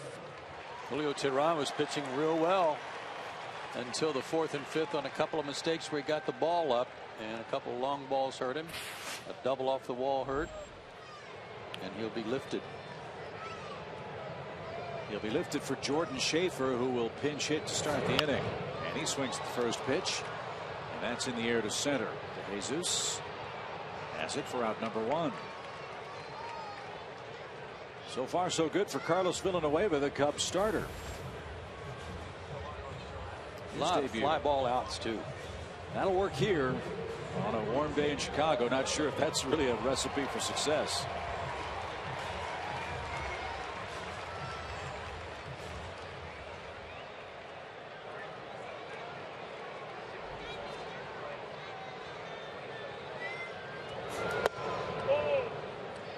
B.J. Upton bats, 1 ball, no strikes. B.J. in the number 1 spot on the lineup tonight. Andrelton Simmons out with a sore thumb.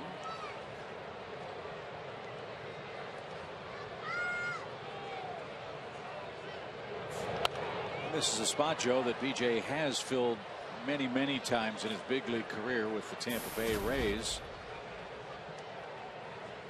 Yeah, he's got a 250 or close to 250 average leading off.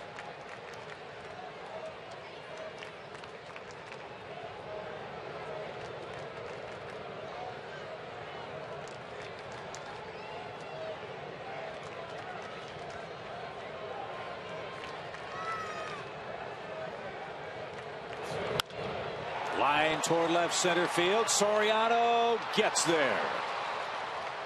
Thought for a minute that was going to drop in. I think BJ thought so too. He hit it sharply, but he's out number 2.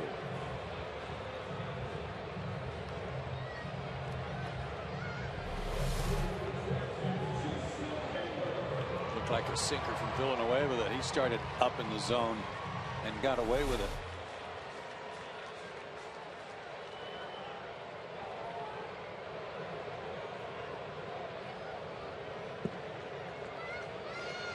Another Cubs shift for Jason Hayward, who was hit by a pitch last time up. The Atlanta run came on a Justin Upton first inning homer that tied the game at 1. Braves have just 4 hits tonight. And 2 men to second base since the game's first inning. Unlike Scott Feldman for the Cubs, who pitched last night and seemingly was in trouble all night long, that isn't the case for their starter tonight. Yeah, he is looking for that first 1, 2, 3 inning, and he hasn't struck out that many guys. He's just gotten away with some mistakes. Teheran has not.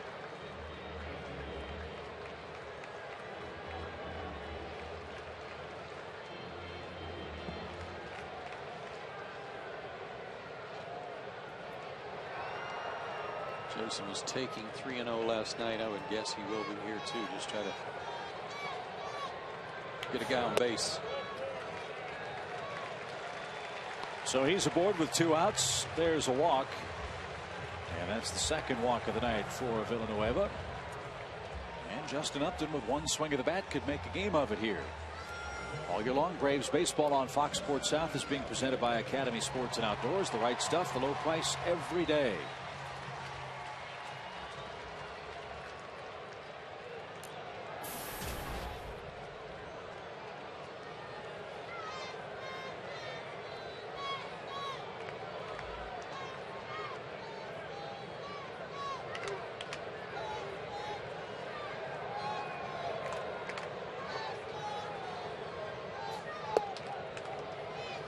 Strike 1.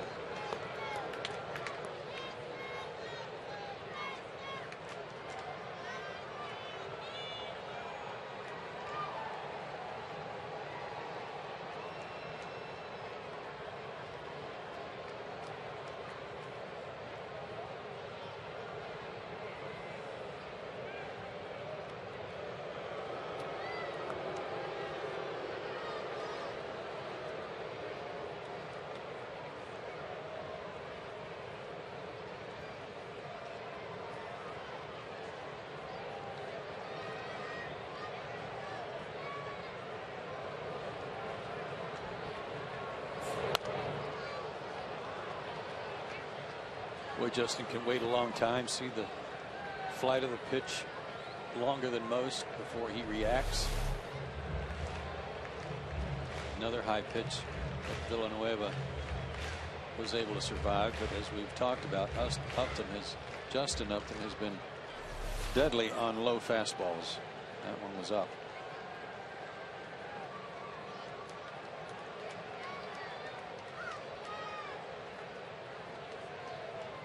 He has to protect the plate here behind 0-2.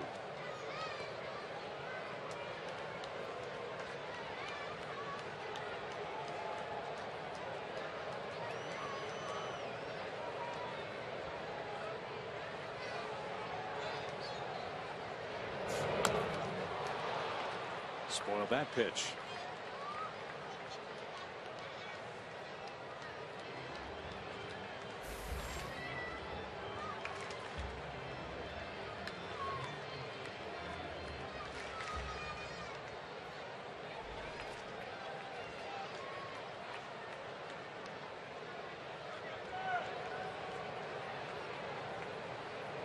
Struck him out on a good 2-seamer away last time up. Let's see if they try to go out there. That's where they're setting up.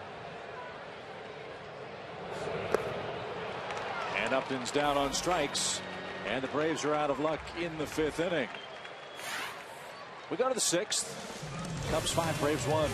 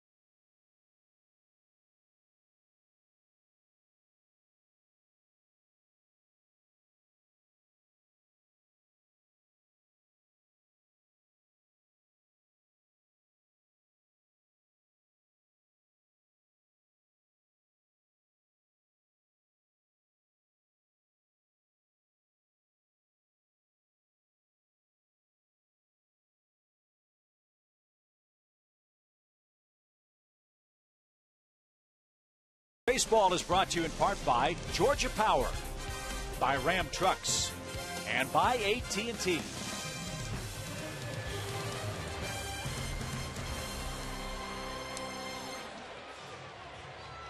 5-1 Cubs as we head to the 6th inning. Chicago's hit a couple of home runs. The Braves have one behind Justin Upton. The night is done for Julio Teheran. Julio went 5 innings, 5 runs, 8 hits, a couple of homers. And now Christian Martinez will take over with the 8, 9, and 1 spots for Chicago. The question is, will Villanueva hit for himself with a 5-1 lead? And James Russell up, so he might be coming in.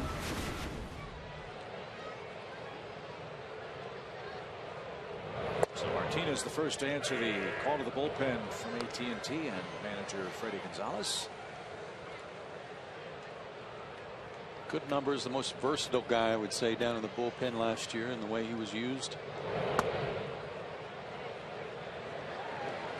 Gonzalez went 1 ball 2 strikes.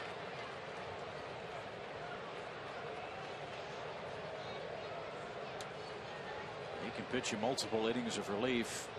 He can be a right-handed specialist if you want to use him that way.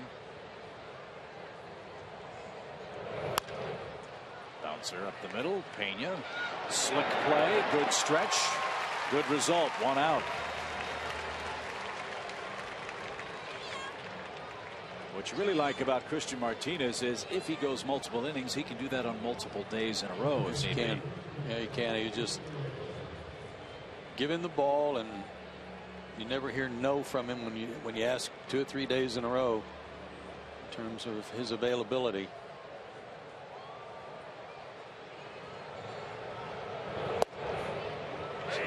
Villanueva answers our question. Leading 5-1. Yeah, he'll hit for himself in this 6th inning. Braves will have their 4, 5, and 6 hitters coming up as Christian handles a comebacker. No trouble with that. 2 out. Fans, if you have an iPhone or Android device, you can download the new MLB at the Ballpark app today and start unlocking offers and rewards, upgrading your seats at the game, watching behind-the-scenes videos, and a whole lot more. Go to Braves.com/mobile today to download.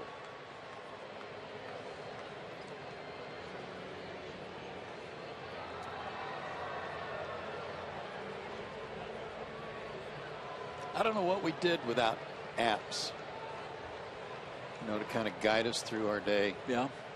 Do you have a favorite app? I do not. You know, a lot of fans suggest Twitter would be a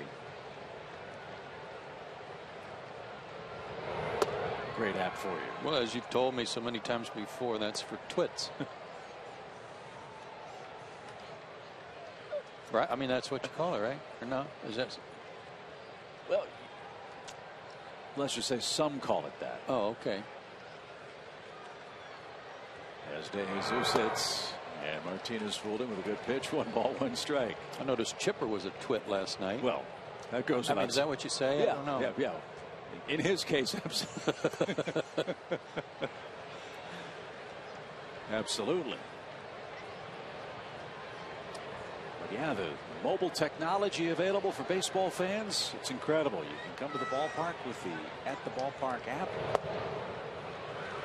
Find out about all the happenings at the ballpark that night. Find out about the great concessions here at Turner Field. Told you about the ticket situation. You can upgrade your seats here. You can even watch the game on your mobile device while you're sitting in the stands.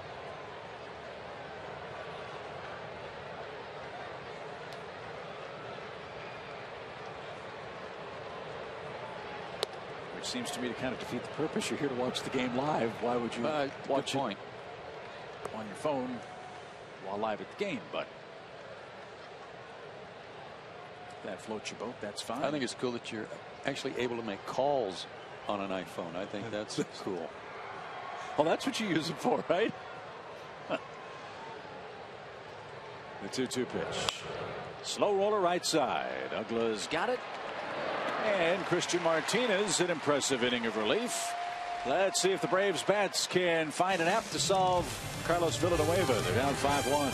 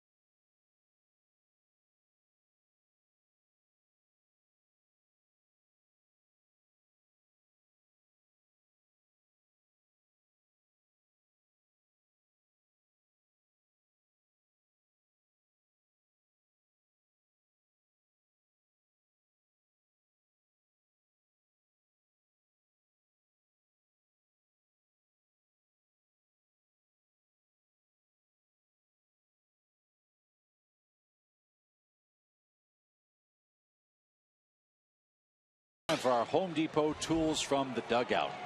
Well, these were actually from behind the fence, the Home Depot tools in the tool race. And there was a lot of paint being swapped on the wall as they came into turn 3. The paint bucket, who is a real pain, took down the drill, but the paint brush prevailed. Good for him. I'm sensing you're not a big fan of Phil the Bucket. No, tool race. No, he's just a pain. Here's Freddie Freeman. Freddie's hit 2 fly balls tonight. And again, he jumps on the first pitch and rips it foul. Strike 1.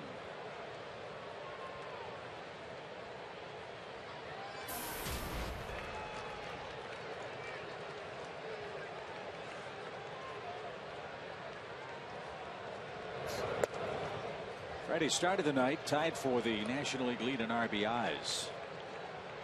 He has 6, tied with Troy Tulowitzki, Todd Frazier, and Chase Utley of the Phillies.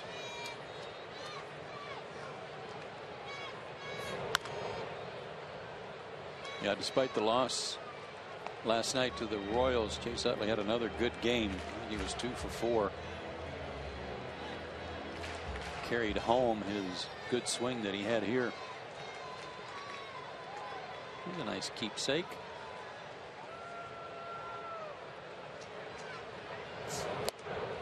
And Freeman's down on strikes.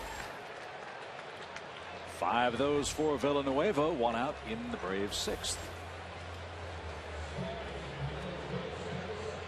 This guy didn't have a spectacular spring.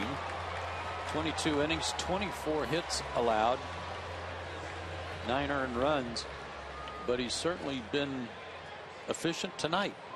I always thought teams that trained in Arizona had a disadvantage over clubs in Florida. In that, of course, the Cubs train in Mesa, Arizona. Sun-baked infields, dry air, lightning fast infields. I would imagine my perception is it's much more difficult to evaluate your team in those kinds of conditions in the month of March. Pitchers say the breaking balls don't break as well as they do, say, down in Florida. So my question to you is, the not spectacular numbers of Villanueva, how deceiving are those numbers? Well, I think your assessment's fair. From that standpoint, sometimes the balls are a little slicker too, much like a high altitude like Denver before the humidor. Bigger parks there as a general rule. So I think that's fair. I know that the infields are hard and fast, and that can be an issue when you give up a lot of hits. I will also say that I much preferred training in Florida to Arizona. Really? I found that training in Florida, you could come out, get loose, break a sweat, and maintain a sweat through your workout that you can't do in Arizona, where you might come out and loosen up, do your stretching, and then cool off because there's not enough humidity and need to go in and change your shirt because you get a little chilly. And this guy's working now. 3 strikeouts in a row. He gets Freeman and Uggla back-to-back in the 6th and has 6 strikeouts in the game. That's sort of surprising as an offensive player. I think you'd want to pepper the ball in Arizona where it really carries when you make solid contact. Yeah, but the point of spring training is get in shape and get ready for the season. And from a conditioning standpoint, I just personal preference for me, I preferred Florida, and I trained in both. Francisco bats, 2 outs, base is empty, 1-0 for 2 tonight. The Cubs now have the difficult task after this series. They leave Atlanta and go home to Chicago in Wrigley Field and open up their home portion of the schedule with Milwaukee. Well, they had to go home sometime. Yes. Ground ball. Castro, look at his range from his knees to first and late. Well, what an effort to get to that ball and make a close play at first, where Francisco's aboard with a 2-out infield hit.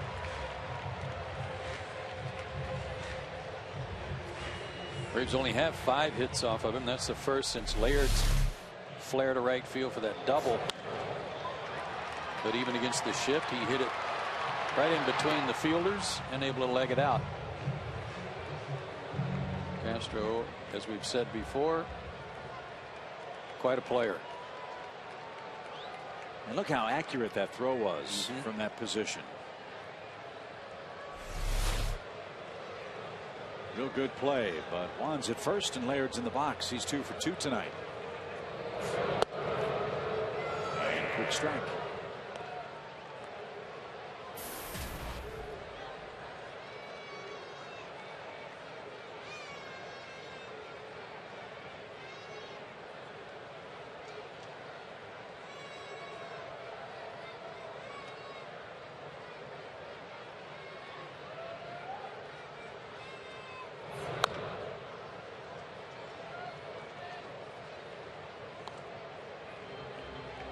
Now 0-2.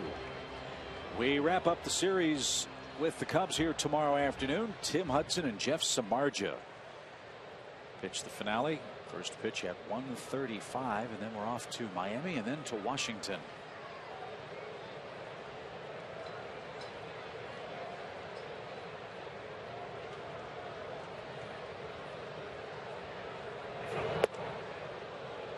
Speaking of the wrap up, here are the Chevron starting pitchers. This is what Tim and Jeff did in their first assignment of the year.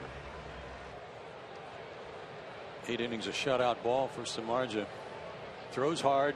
2-0 in his career against the Braves with some good numbers. And for Tim Hudson, pitched into the 5th inning. Pitched better than perhaps those numbers indicated.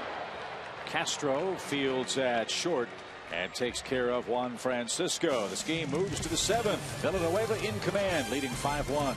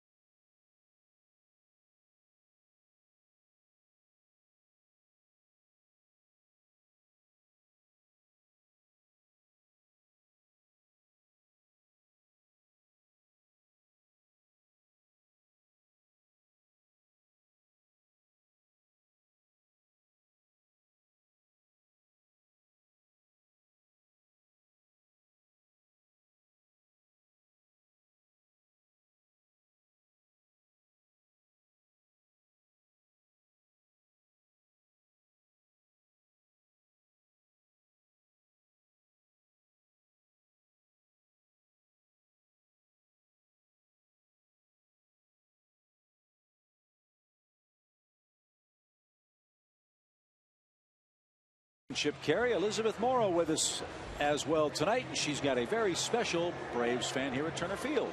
Thank you, Chip. That is right. I am joined by Tori Svensson and her mom, Penny, and I found her because she was holding this side. She is celebrating 2 years, her 2-year birthday being cancer-free, and today she got to go onto the field. Tell us about it.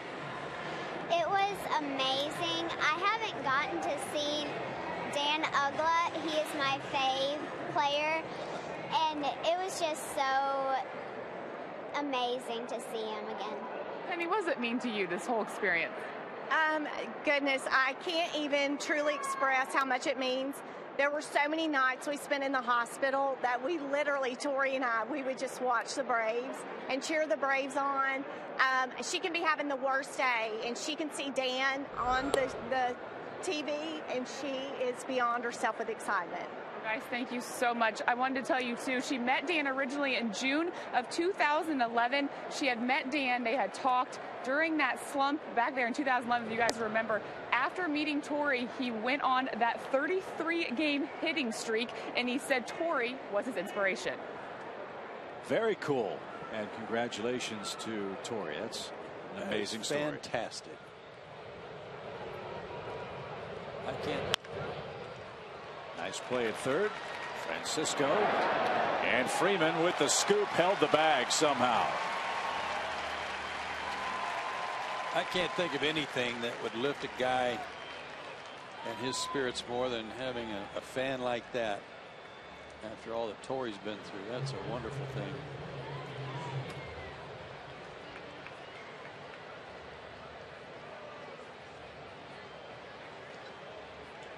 Wow. Yeah, you know, we talk about ball players and we get wrapped up in their performances on the field. Fans get caught up in their salaries or whether they're going to be traded or not. We often overlook a few minutes or few moments that they actually spend with the fans, many times anonymously. There are many charitable donations of time and money. Certainly Tim and Kim Hudson come to mind with regards to that.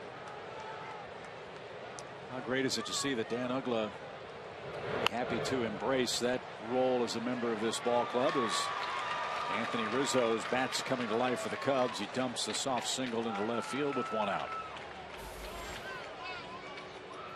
Individual ball players all have something that's near and dear to their heart that they like to help foster and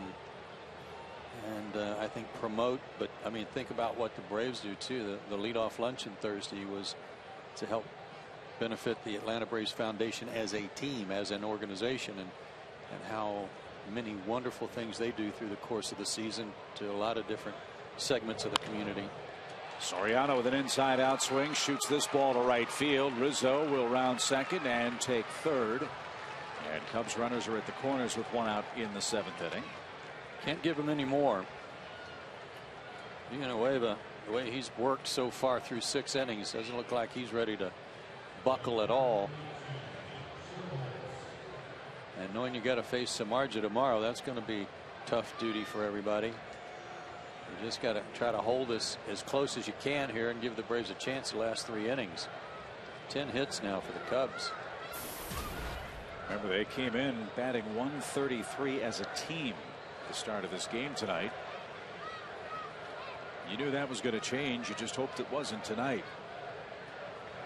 In fact, in their first 4 games, the Cubs had 16 hits total. So they've done a much better job for Dale Swain tonight and lead 5-1 in the 7th. Sherholt's a big part of the attack. 2 hits, an RBI, and a run scored. Freeman is coming home, and an easy peg will take care of Rizzo. Christian got the ground ball he needed. That's a 3-2 put out. Runners first and second, 2 outs now.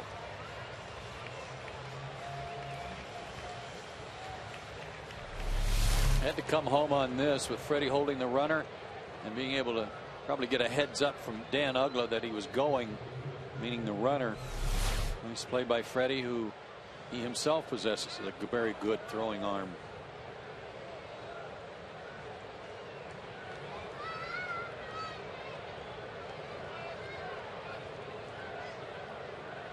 Wellington Castillo. Called strike. The 8, 9, and 1 spots are coming up for the Braves in their half of the 7th.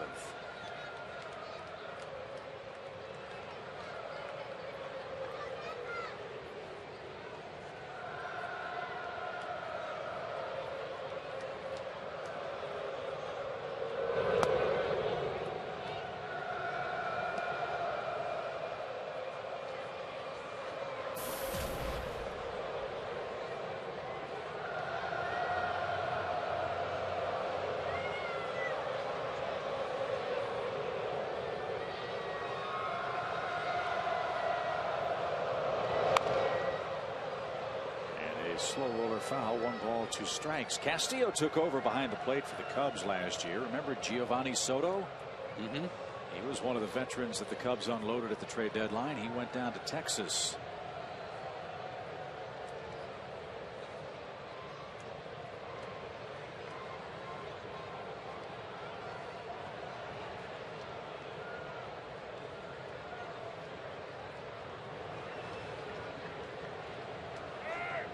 given Castillo a chance to play almost every day, and he's done a nice job for them.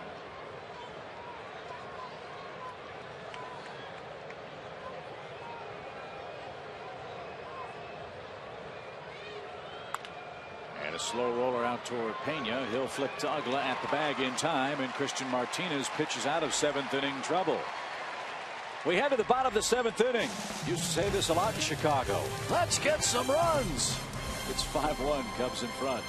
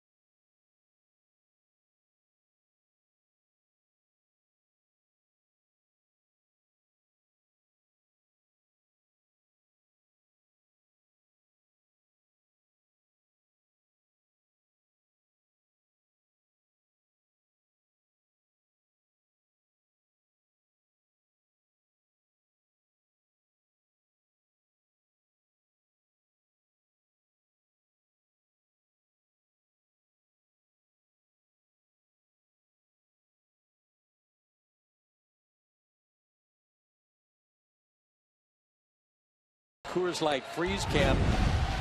Take a look at these two pitches to the pitchers. High fastball for Villanueva, and he connected for a base hit to right. First major league hit for Julio Teheran. High fastball, base hit to right. A little payback there for Julio after giving up a hit to the pitcher. That was the Coors Light freeze can, brought to you by Frost Brewed Coors Light. I don't know where the train is, but I'm sure it'll be here sometime. Let's see what card Freddie Gonzalez plays off his bench for Christian Martinez. The Braves pitchers do second in this inning. It's a 5-1 game. We do know Ramiro Pena will start things off. He struck out twice. A lot of breaking stuff for the Braves shortstop. See if he can make an adjustment and get a rally started here at Turner Field. Fans on their feet waving the tomahawks.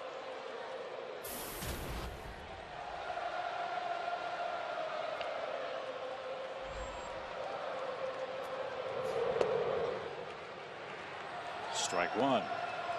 Strike on a fastball away. Remember, they've struck him out twice on breaking balls down and in that didn't look like strikes.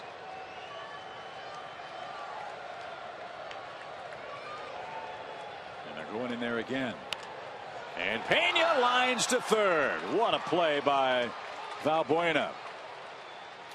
I don't know if he caught it or the ball caught him, but that's the first out.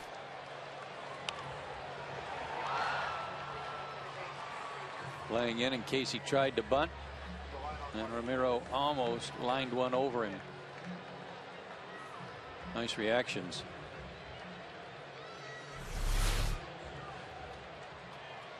He's got to put some hits together. Other than the home run by Upton, I believe they've only had one man reach second base, and that was Laird on his double. There's Johnson, the batter, and he takes a quick strike.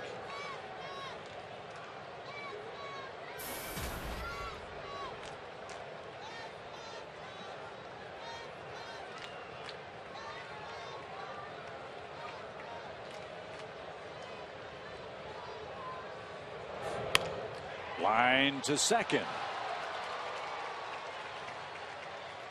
Couple of atom balls here in the Braves seventh. Quickly 2 outs. Get 33% off concessions at Turner Field when you purchase a 2013 Braves season ticket package. Those prorated packages are now available starting at 18 games and just $170 per seat. Visit Braves.com/season tickets or call 404-577-9100.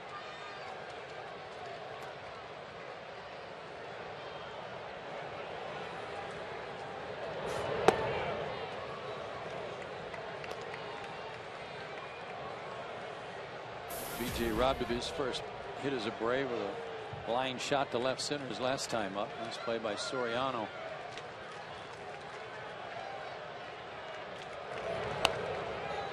Back toward us, foul. He had a good cut. Right on it, but an even count. It's kind of the old philosophy of up on a power hitter. Hard in, try to keep him from extending his arms, and soft away. Off-speed pitches away. Really pitching him tough in these two series. That's bounced off the plate. Funny hop, and Upton's aboard.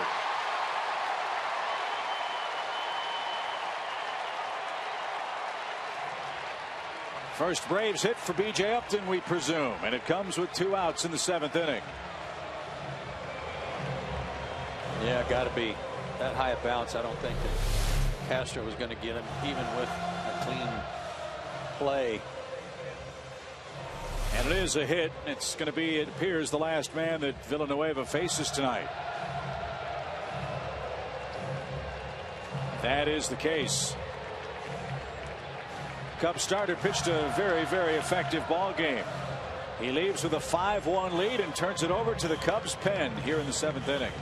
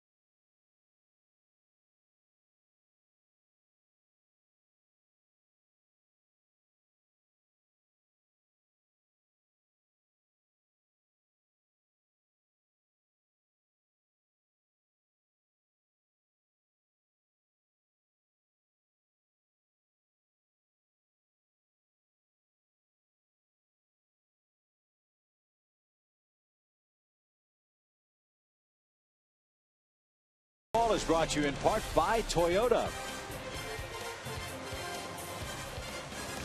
There's your score. Braves have a rally with 2 outs. B.J. Upton picks up his first Braves hit. He bounces the ball off the plate. He stands at first with Jason Hayward due for Atlanta, and a very busy and tough James Russell on to pitch for the Cubs. Look at the year he had last year. 7-1 with a 3.25 ERA. Excellent work in 77 games. 6'4", 200-pounder. 27 years old. Born in Cincinnati, lives in Colleyville, Texas.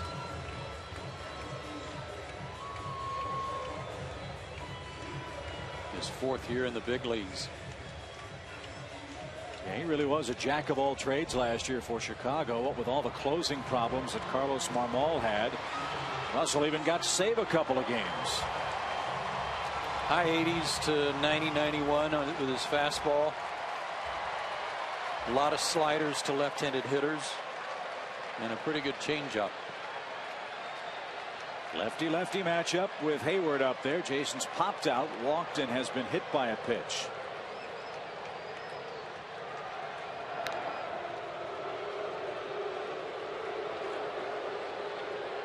Upton on deck, then Freddie Freeman. Again, the left, right, Braves lineup card. really forced Dale Swaim to make some difficult decisions here over the final 2 innings.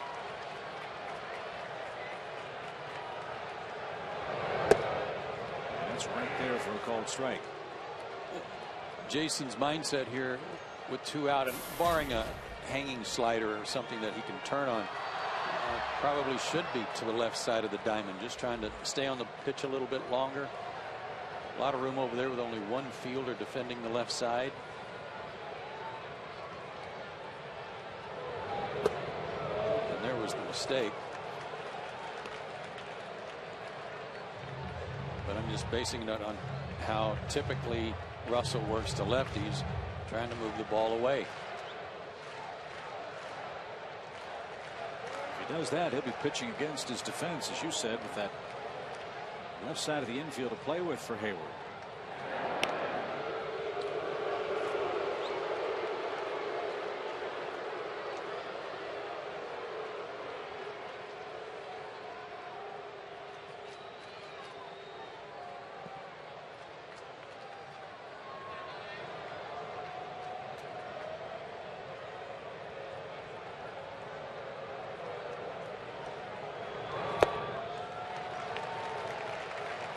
Two balls and a strike.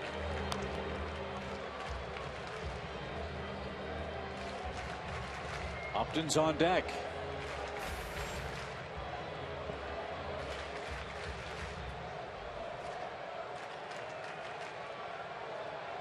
Two right-handers are up in the Cubs bullpen, Sean Kemp and Kyuji Fujikawa.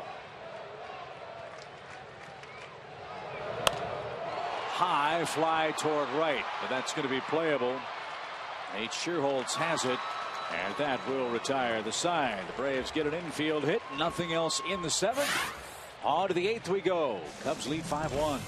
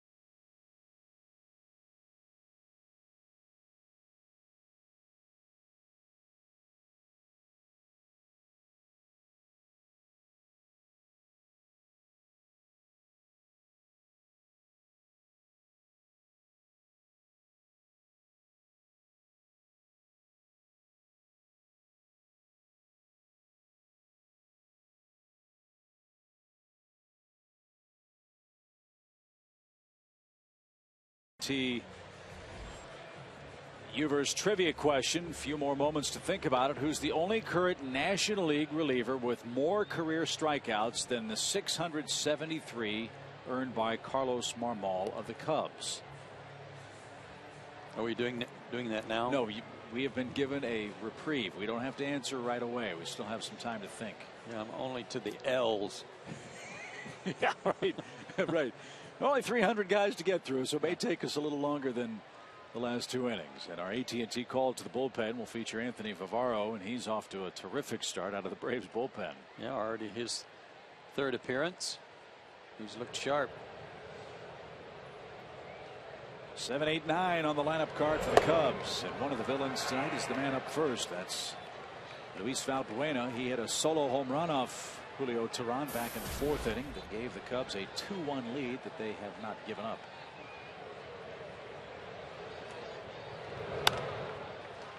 Popped up. Foul ground. Long run, Francisco. And he can't come up with it.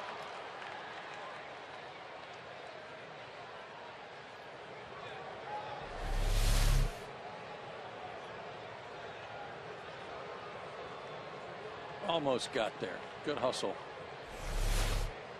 He was running out of room too, but he didn't slow down.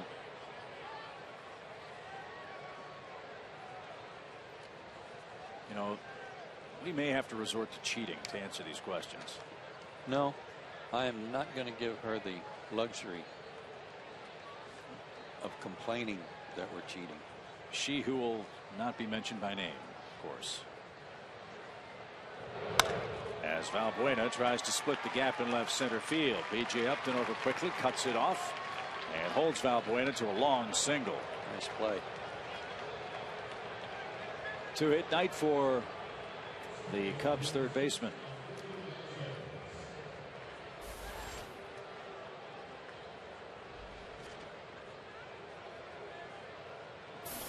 Is Livan Hernandez still pitching? I don't think so.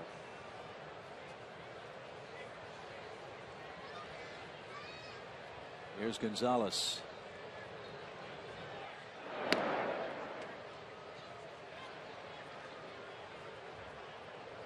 He's 0 for 3. Hasn't gotten the ball out of the infield tonight.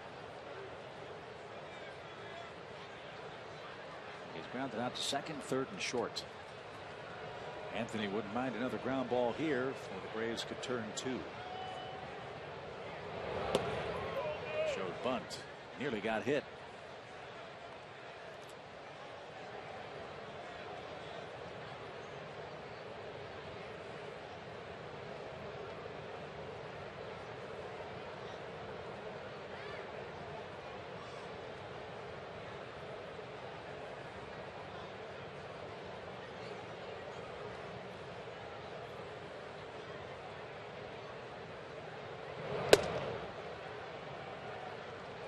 Way high, ball 2.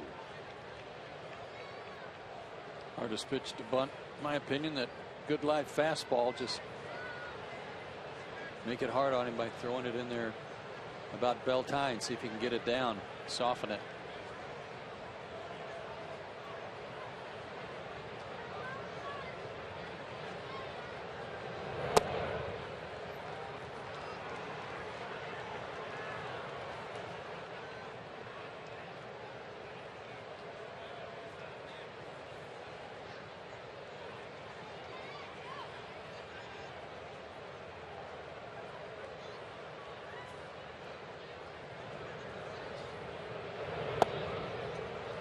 And 3-0 pitch over for a strike.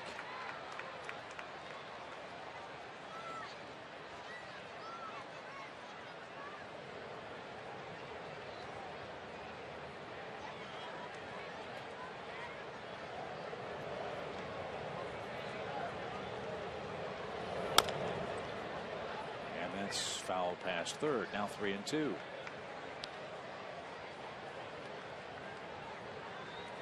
Anthony with a good fastball, low to mid 90s. It's 94 with some pretty regular shots in the home plate, and mixes in a pretty good slider too.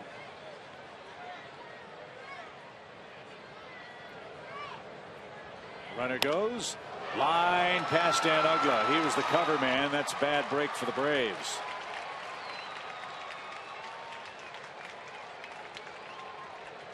So everything falling into place for the Cubs tonight. Back-to-back 8th inning singles. If Peña's the cover man, that's a double play.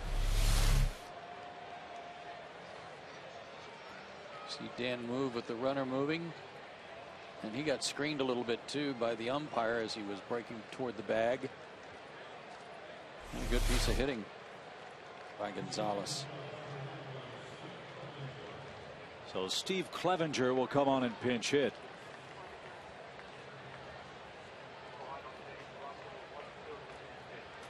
Clevenger, a catcher by trade. We might see him in the lineup tomorrow afternoon for the Cubs.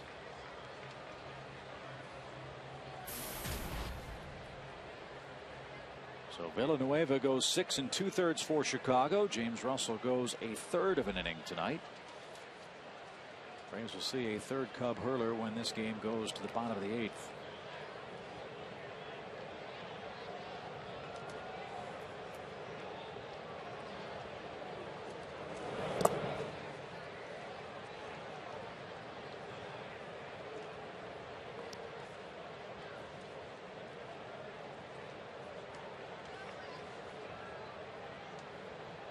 Clevenger, a Cub. He was a 7th round pick back in 2006.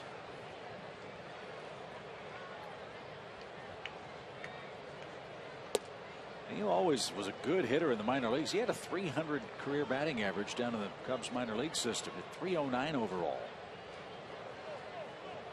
Not a lot of power, but a very good eye. Struck out 203 times, walked 183 times. His minor league career in the big leagues has been pretty solid pinch hitter too. Braves in that same boat they were in last inning, when with 1 out the Cubs got 2 hits off Christian Martinez, but he was able to get out of it. But now 1st and 3rd, nobody out, infield in.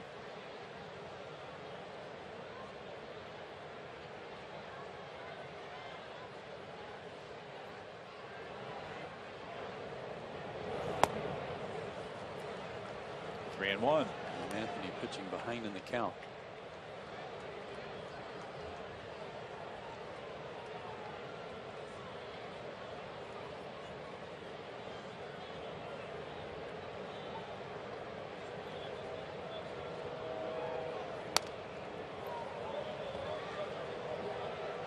Clevenger got the fastball, but could do nothing but foul it straight back. Now the count's full.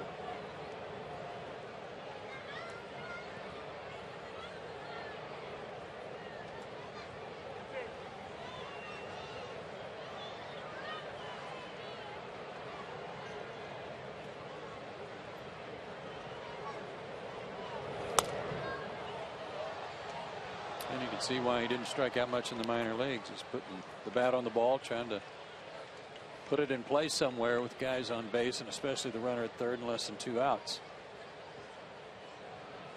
Braves are hoping if he does put it in play, it's on the ground right at somebody.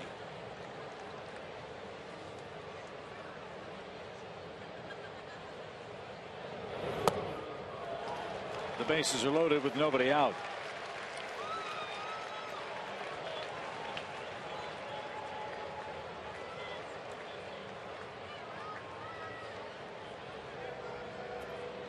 Gerald Laird out for a chat.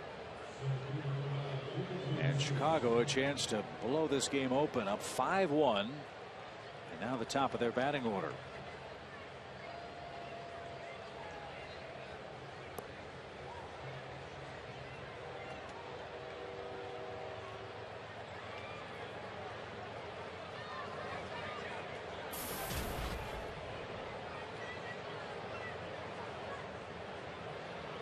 Jesus scored the game's first run in the first inning.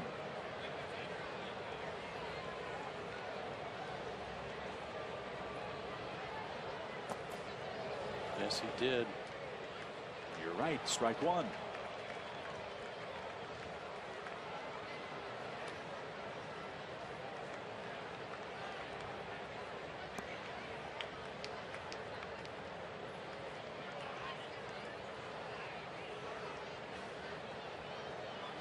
Infield still in, of course, trying to prevent another run from scoring. So anything on the ground, they'll come home and try to get a home to first double play.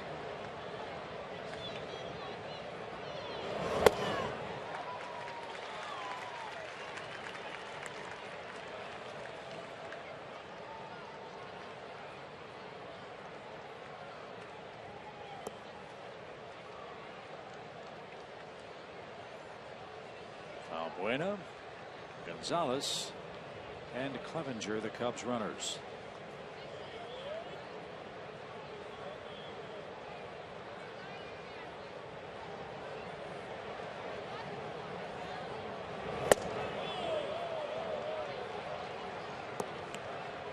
Aired that one out 0-2, 95.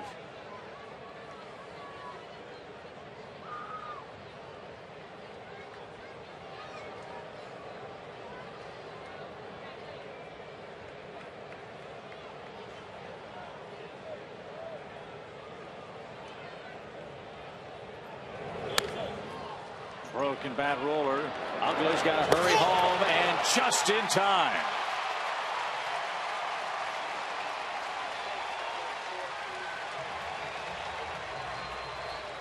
Good play by Dan. Base runner, Freddie, all of them kind of congregating at the same place at the same time. I don't know if Gonzalez, or excuse me, Valbuena got a bad jump or not. But a good play by the Braves defensively to get the lead runner. Well done. That's the last pitch of the night for Anthony Varvaro. The Braves still have the bases loaded against them with one out now in the top of the 8th.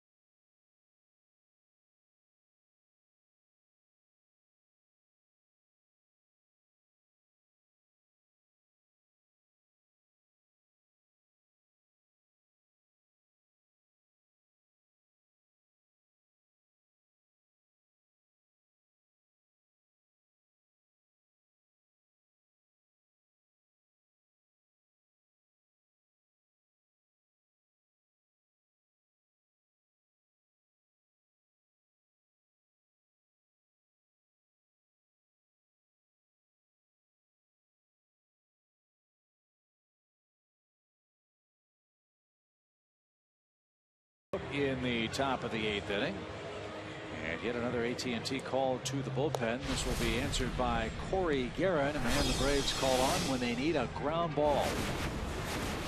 Third appearance already for Corey as well, an inning and a third, a walk and a strikeout. You're right, ground ball in order here, and with his sidearm delivery, maybe he can get one.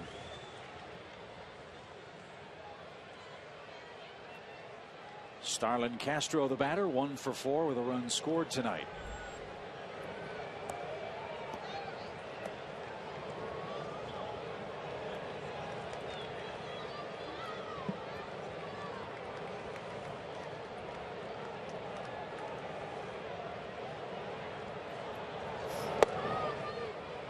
One ball, no strikes.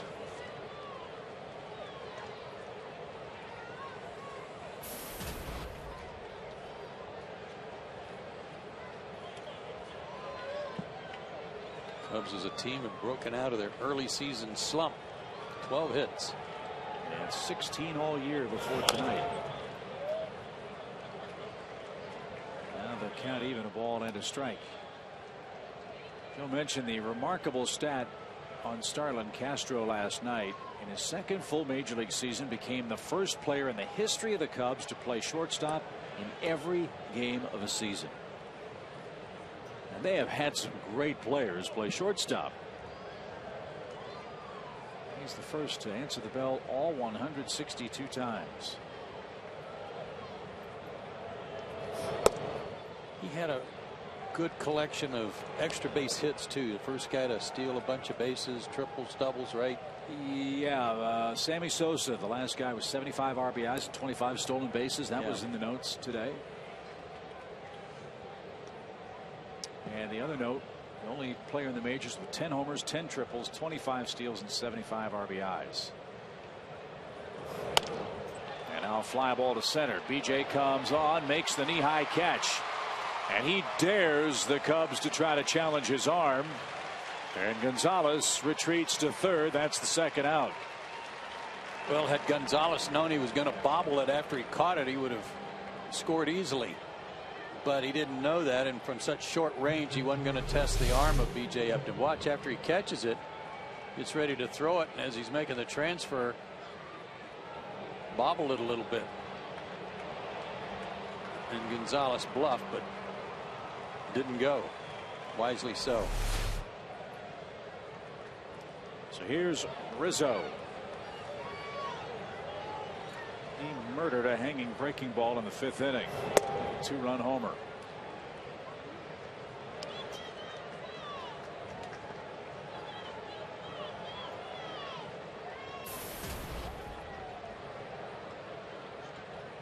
If memory serves, we saw this guy when he was called up with the Padres a couple of years ago, and he wasn't quite ready, was he? Yeah, he started the season with him, I think, and just was a little overpowered.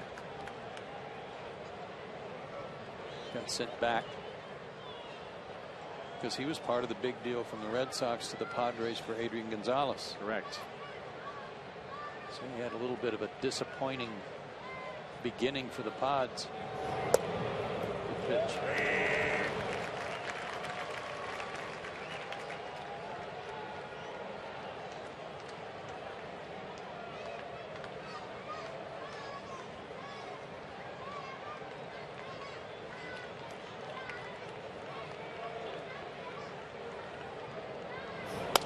Look out.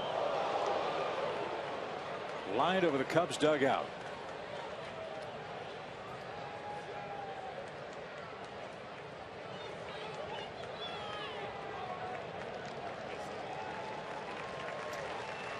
And it looks like everybody's all right.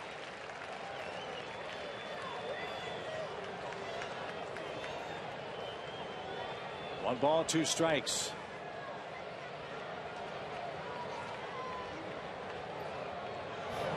Struck him out. Well done. You bet. Bases loaded. No place to put Castro and Rizzo, and Corey Guerin mows him down and keeps it close for the Braves. 5-1. Chicago the lead. Justin Upton in the heart of the order coming up for Atlanta.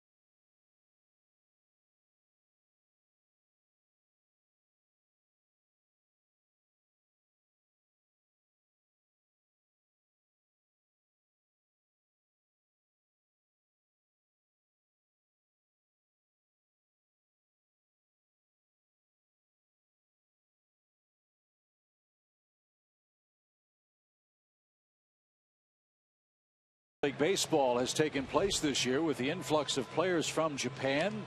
Major league teams who have Japanese players are allowed to bring an interpreter to the mound to help translation. And the reason for this move is Kyuji Fujikawa, star with the Hanshin Tigers in Japan and man that may be the closer of the future for Chicago, is on to pitch the bottom of this 8th inning. There was numbers in spring training. He was twice the leader in saves in Japan for Hanshin. 46 saves in 2007, 41 in 2011. 12 seasons with the Hanshin Tigers. and a 1.77 ERA in those 12 seasons overall. So a 2-year contract for Fujikawa with the Cubs. And he's got a tough assignment here in the Atlanta 8th. Upton, Freeman, and Dan Uggla. The Braves down 4 runs. They've been out hit 12-6 so far tonight.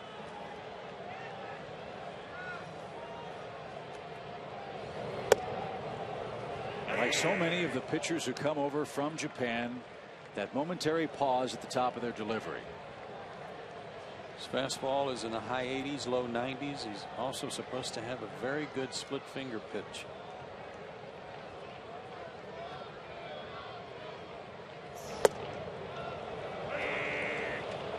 He's throwing hard. 0-2.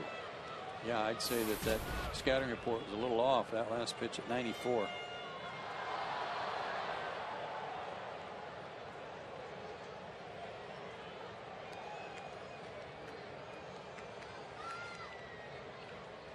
Signed him to a 2-year deal. Starts the split. Started playing pro ball in Japan at 19. Pitched on the Olympic team in Japan during the 2008 Olympics, the 06 and 09 World Baseball Classic teams. Year after year, he asked the Hanshin Tigers to post him, which means to make him available for draft by Major League Baseball clubs. They wouldn't do it. He had to wait to become a free agent. That's when the Cubs swooped in and gave him nearly $10 million.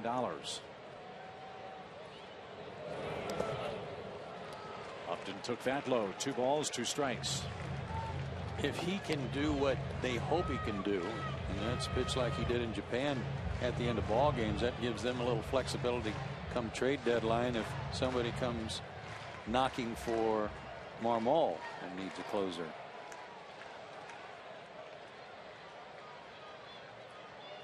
Marmol might bring a pretty good player for the Cubs if they've got somebody to step in and take that spot. Hot shot, base hit left. Upton turns on the Jets. He's going to challenge Soriano's arm, and he's going to hustle into second with a double.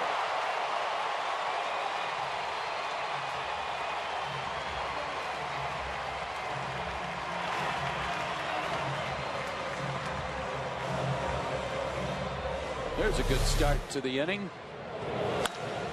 Breaking ball that didn't stay up. It just stayed out over the plate a little bit and allowed Justin to get to it. And good hustle.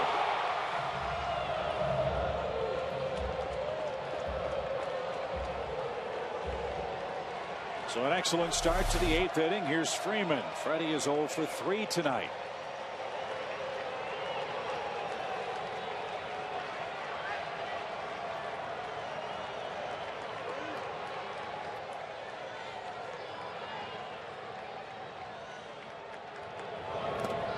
That one bounces away. Upton's at third.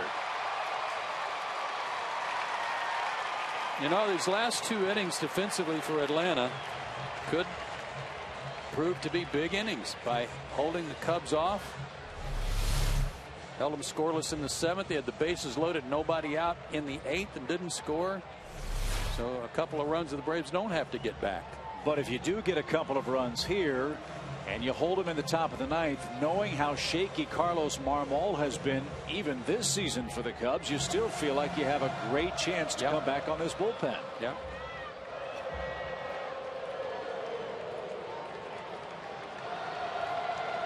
An RBI shot for Freeman. And he's going to bounce it up the middle. It's a 5-2 game.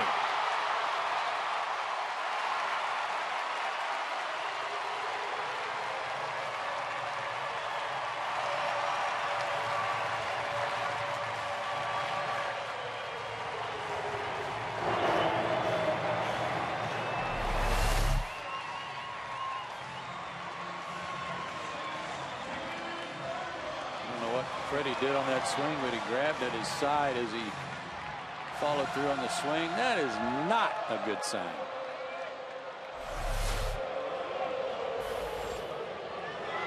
Nobody out for Uggla.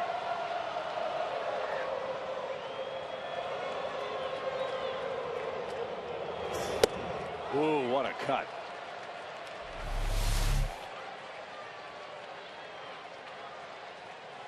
Little note there from Justin Upton for Juan Francisco about the pitcher.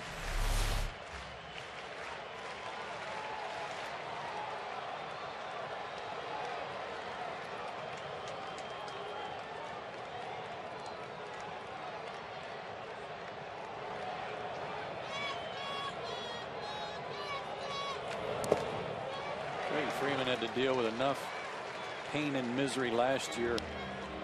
Sure hope he didn't do anything on that swing that would cost him any games.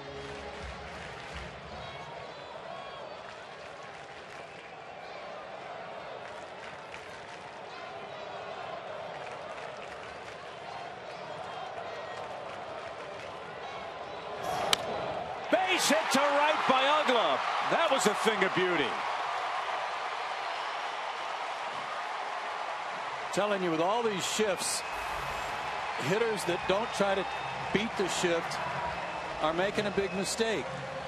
Dan can't tie the game swinging and trying to hit one out of Turner Field here, but he can really help get a big inning going.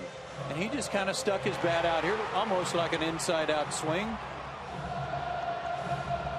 Good piece of hitting, smart hitting. And that's something he's been doing in batting practice, very similar to that when he's been trying to just drive the ball to right center field. So well done, Dan Ugla. I know Miss Torrey sitting in the stands loved that one. 3 straight Braves hits in the 8th inning. Now Juan Francisco's up, and he can, with one swing, tie this game.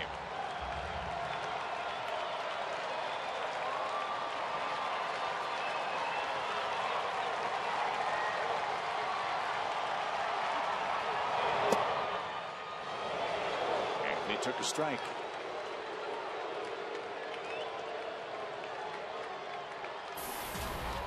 Francisco last night had a wonderful clutch at bat to drive home 2 big insurance runs. Can he come up with a big hit here in the 8th?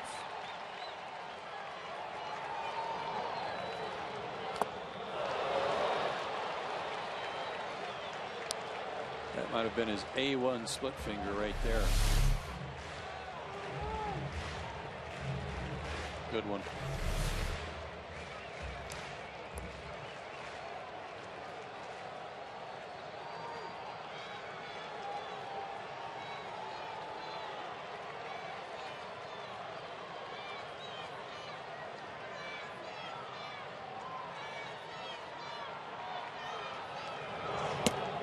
And Francisco chased a bad ball and is out on 3 pitches. There's the first out of the inning. Gerald Laird is up. We showed last night the Cubs going up the ladder on him a little bit because he's such a good low ball hitter. That time they really went up and out of the zone and he couldn't stop his swing.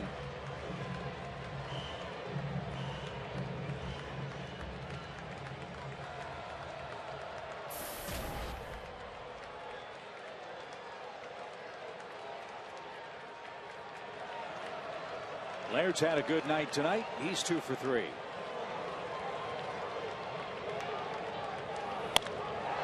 Rifled into the seats, foul. Strike 1.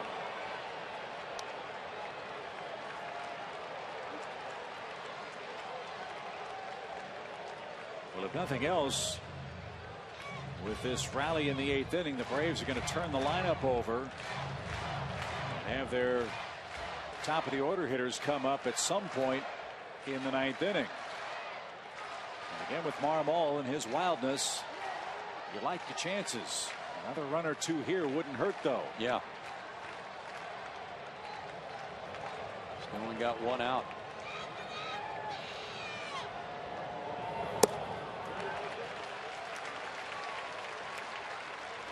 Well, it looks like Castillo behind the plate is hanging on for dear life with all the movement. You know, earlier tonight, I thought the same thing against Villanueva, or catching Villanueva.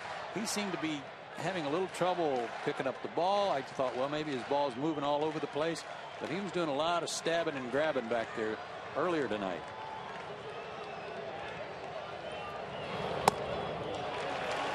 Good eye for Gerald. 2 balls and a strike.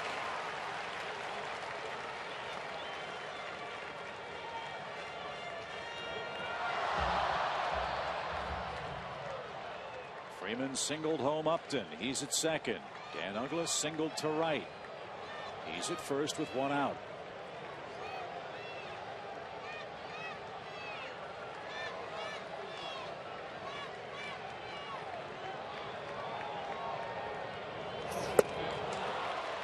He's been able to elevate the fastball, hasn't he? Yeah, at 94, you just almost impossible to catch up to. The thing about that is this guy's trying to keep the ball down. He's trying to get a ground ball. And then all of a sudden he throws one about letter high that has a little bit of a hop on it like Craig Kimbrell. And you just can't get on top of it. You're chasing it upstairs as Juan and Gerald have done here. But Laird's got one left.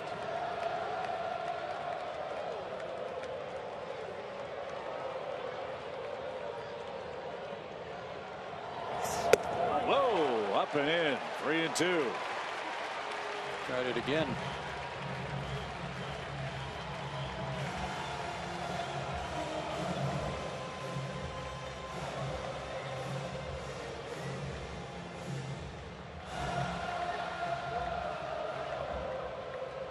Depending on what Laird does, you know, Pena on deck. I wonder if Freddie would use his backup catcher and pinch hit. Use Gaddis there.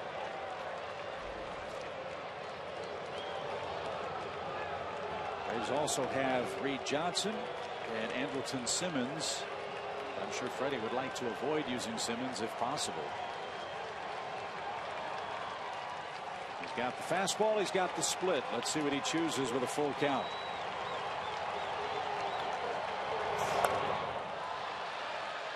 And Gerald was right on it.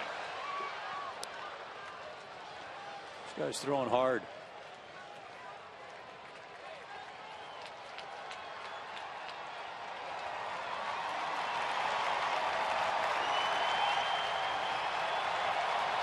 He's got a good combination with that high riding fastball at 93 or 94 plus split finger pitch.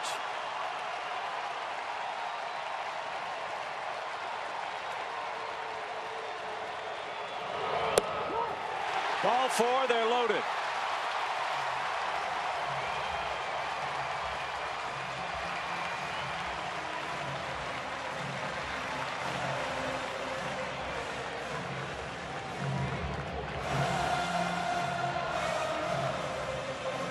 Still 0-1 up in the Cubs bullpen.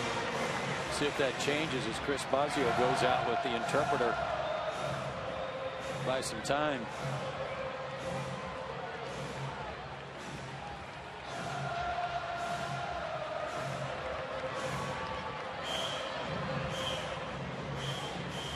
So Ramiro Pena's the batter. He's 0 for 3 tonight, getting the start at shortstop. If you missed it or are just joining us, last night Andrelton Simmons injured his thumb on a headfirst slide into second base.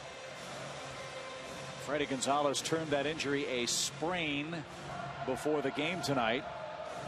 Neither he nor Andrelton feel that it is a serious injury. He's going to have to learn to get his fingers up. You can't go in fingertips first into the bag like that. It's just too hard on the sides of the bag. Last year when he broke the pinky finger, he went into somebody's foot, I believe, maybe Chase Utley, I think.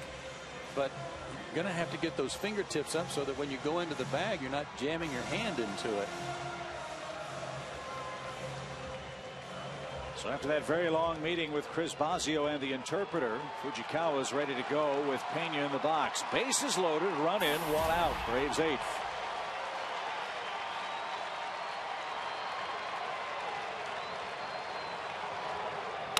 Line up the middle, base hit. Freeman scores. Ugla coming around. The throw cut off. One-run game.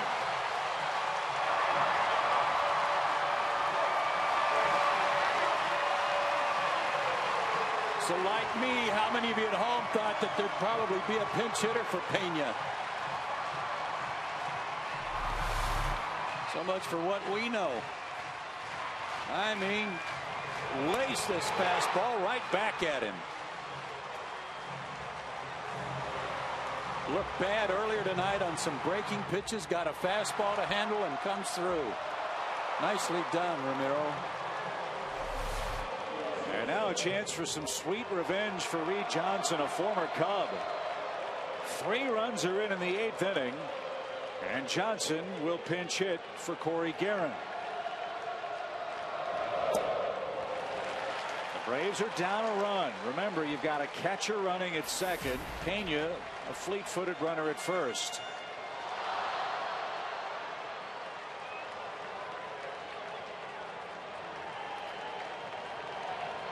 And the Rally Caps are working late tonight.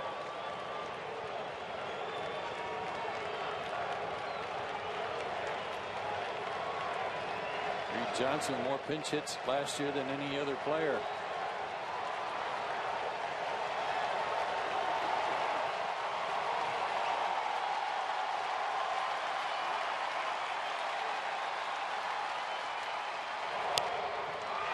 Little flare hit out towards second, and the Cubs turn that into a double play. Everybody had to hold because they weren't sure if it'd be caught on the fly. So it's a 4-3 double play, and Chicago is out of the 8th inning, but not before 3 come across. An exciting ninth awaits in Atlanta tonight.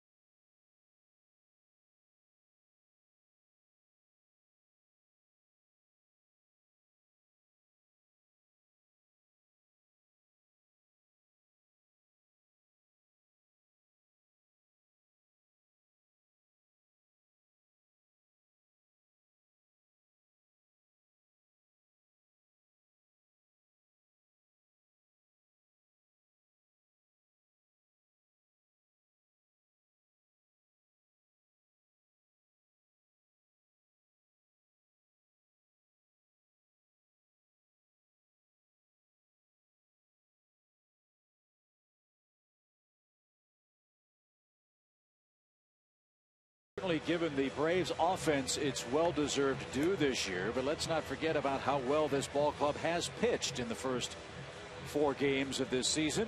And how about the all-important top of the 8th for Atlanta tonight? Varvaro did the job in the 7th, and then Corey Guerin comes in with the bases loaded after this ground ball that Dan Ugla made a super play on to get the first batter, or to get the first out. Then Guerin came in, soft fly ball to center. BJ makes a good play on it, and then check out this strikeout pitch. I mean, talk about biting in on his kneecaps. Rizzo goes down on strikes as Corey Guerin gets the last 2 outs to prevent the Cubs from scoring once they had the bases loaded and nobody out. Those outs were crucial to keep the game close. So the middle of the order up for Chicago in the 9th inning, and Eric O'Flaherty will face Alfonso Soriano first.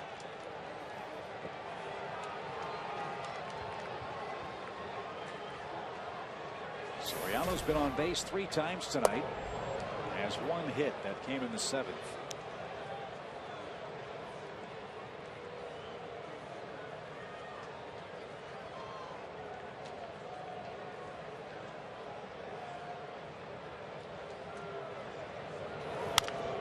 To third. Francisco's got it.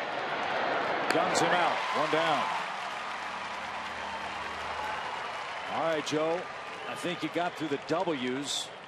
Yeah. On the trivia question, the AT&T U-verse question tonight: who's the only current National League reliever with more career strikeouts than Carlos Marmol's 673? John Rauch is the first guy that came to mind, but I'm going to go with another guy. Jonathan Broxton. It's a very good call. He's with the Pirates, and I can't remember his name. Hanrahan? Contreras. Oh, yeah. Jose Contreras. He's been around a long time.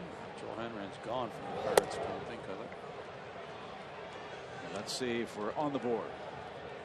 Of course not. Oh. Old LaTroy with the Mets now. 1 ball, no strikes. You know, no trivia partnership has ever gone 0-162, but I like our chances. I do too. That was a good one. That was a good one. You got to think about those veteran guys. Yeah. Rafael Betancourt was 3rd. Affeldt 4th.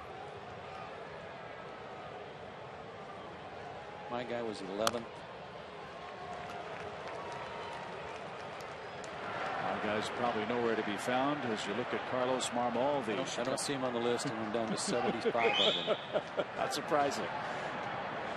Marmol's getting ready for the bottom of the 9th. They'll have the top of the order for the Braves. But still some work here for O'Flaherty. He's got Nate Schierholtz in the box. Schierholtz has had a very productive game. 2 hits, a run, and an RBI. Phillies rallied to beat Kansas City tonight. That was in the 9th inning, I think. Royals had that one in hand. It looked like 3-0 or 3-1. So yeah, the Phillies a big comeback tonight. As Schierholtz pops one into shallow center. BJ read it well. 2 outs. Well, the Phillies did it in their last at bat. Like the trend, maybe Atlanta can do it tonight. 1 more out to get. That's Wellington Castillo, the catcher.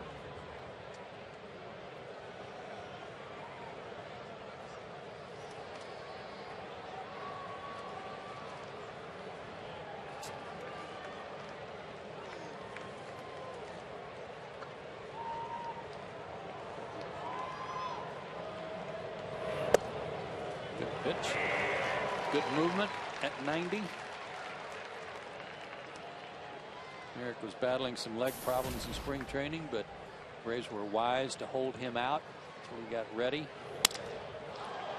Castillo shatters his bat, but has a second single tonight. It comes with 2 outs.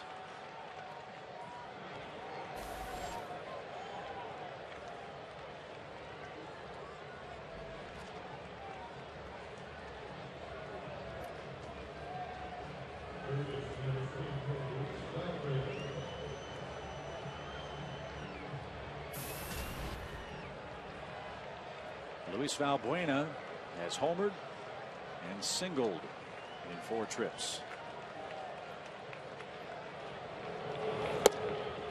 Ball 1.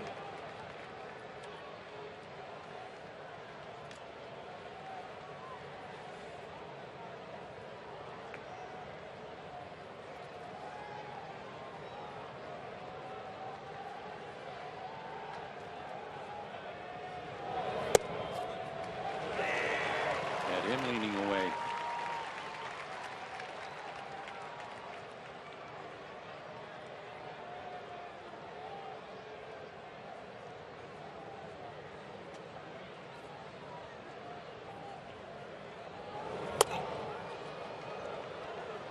Pushed him off the plate with that pitch. 2 balls and a strike.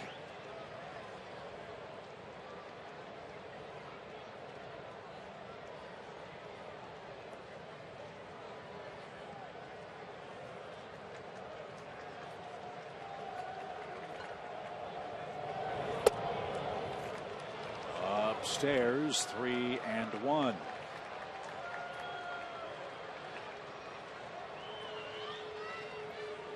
Don't need any more excitement in the top half of the innings.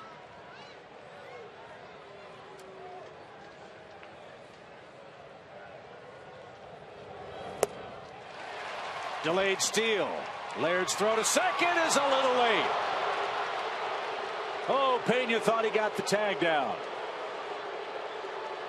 That's twice that's happened, and that's not counting the one that Jimmy Rollins stole on the Braves, actually stole on Laird on a toss back to the plate. So somebody's missing the fact that the runner is bouncing off once by the field. Well, that wasn't a delayed steal. He was just going. You're right. So why Gerald didn't know he was going until it was too late, I don't know. That was the delay I saw. but it was from the Braves catcher. So now a single and a walk with 2 outs, and Alberto Gonzalez the hitter. It's first baseman's responsibility when he sees the runner break to start yelling out he's going. So I don't know if Freddie didn't see him going or not.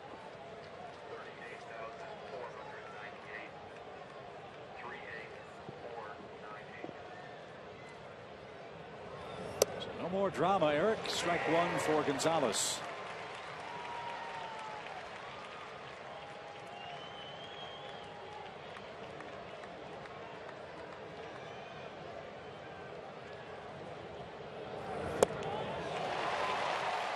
And 2.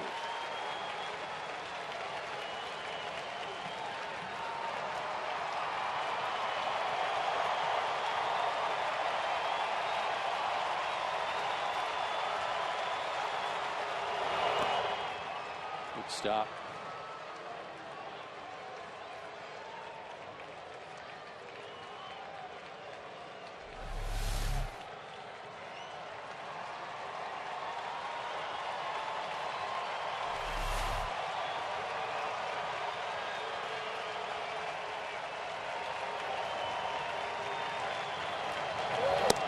Inning over.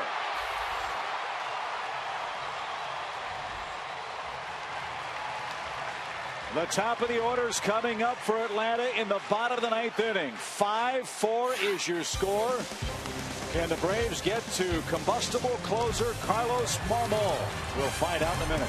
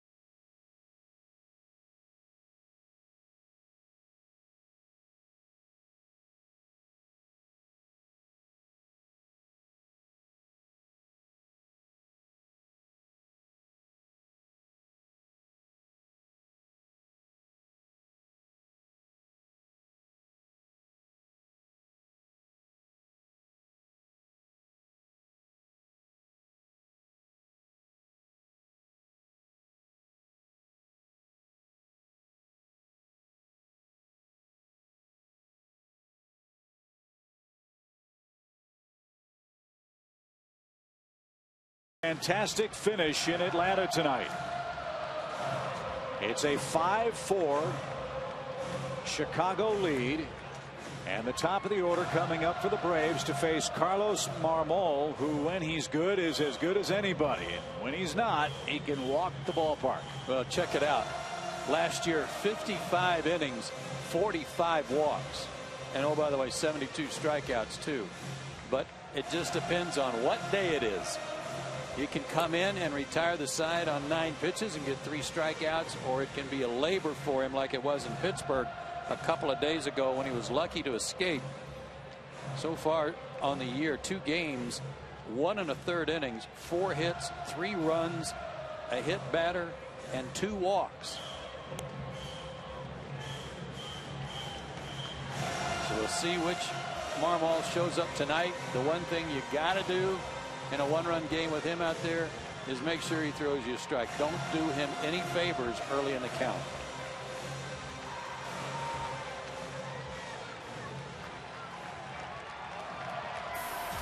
B.J. Upton finally got his first Braves hit. It was a little chopper off the plate. Maybe that'll get him going. He's also walked tonight. Marmol 93 to 96, 97 miles an hour. and a hard slider.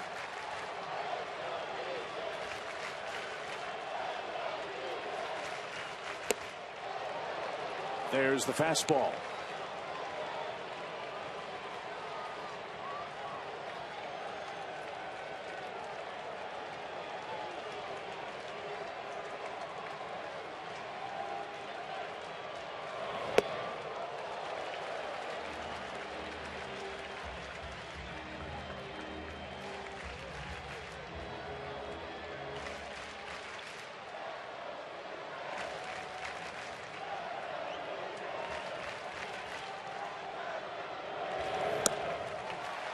Two balls and a strike.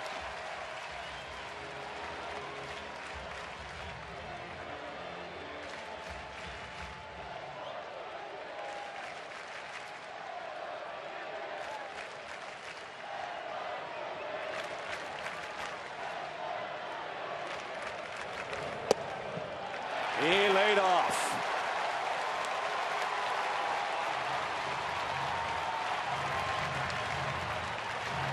What you hope happens is when he does fall behind 3-1, and he knows about his control issues, is that he kind of backs off, and even backing off to the low 90s to get a strike makes him vulnerable. High fly ball center field to Jesus, going back at the wall. Goodbye.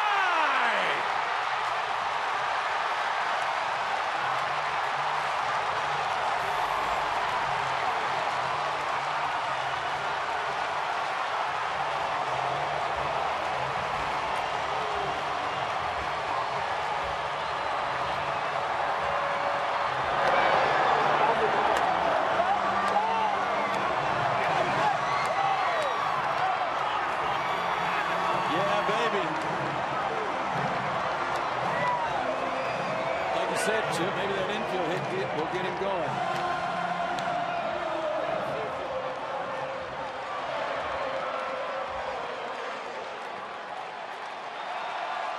That fastball was 93.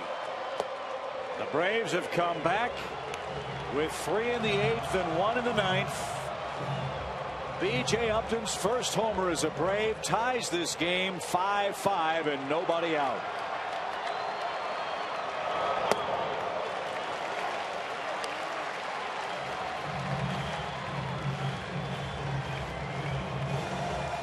That was exciting.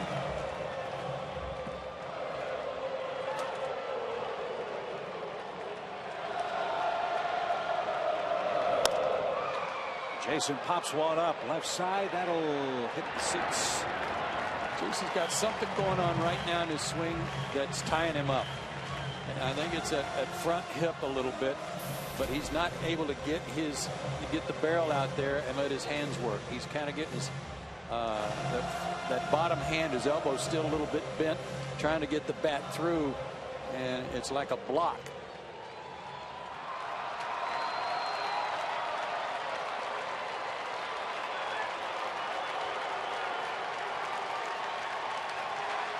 Dale Swaim has seen this movie before.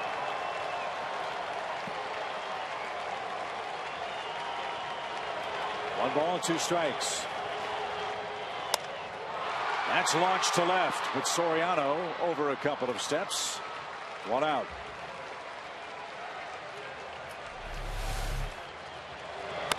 Fastball right down the middle, and BJ didn't miss it.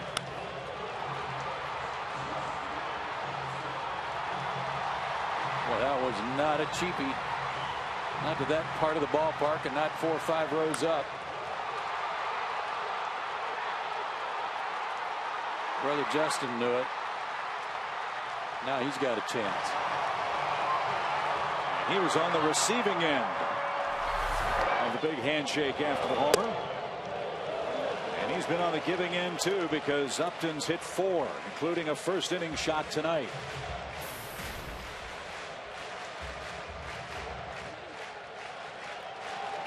He's 2 for 6 in his career against Carlos Marmol. And a high strike evens the count, I'll say.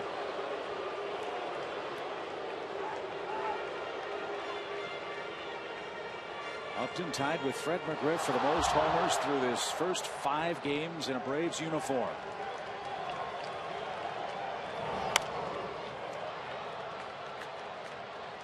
And now 1-2.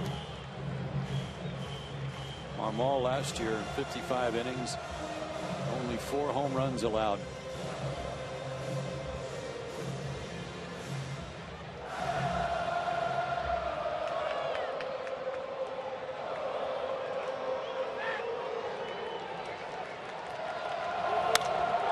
That's hammered center. De Jesus going back. Still going back. Let's go home.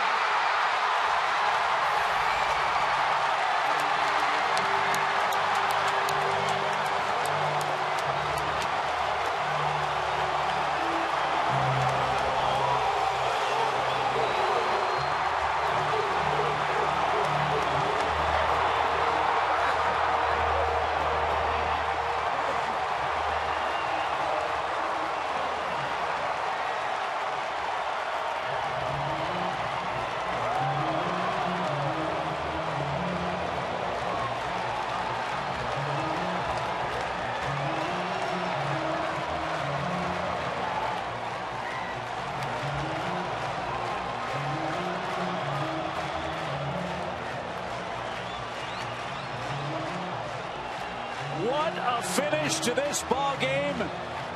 The Upton brothers take care of the Cubs, and they're standing by with Elizabeth. BJ, you have been open and honest about your slow start. Take me through that home run. Just trying to be patient. Trying not to do too much right there. Leading off the inning, my job is to get on base. I got in a good hitter's count. I was just looking for a good pitch to hit, and I got it. You've always been so supportive of BJ. What were you feeling when he hit that? I was pumped up.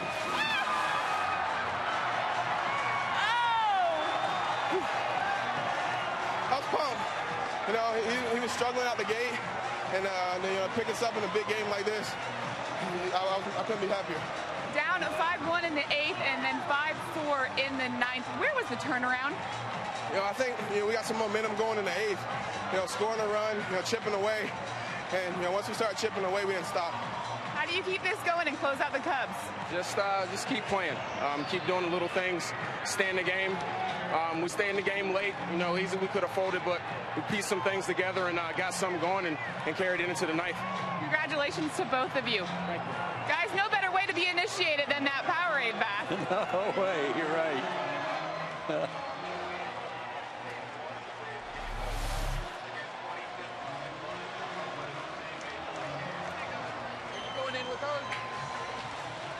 Here's the last one. Fastball out away from him. That wasn't exactly down, but it was down enough that he could drop the head of the bat on it.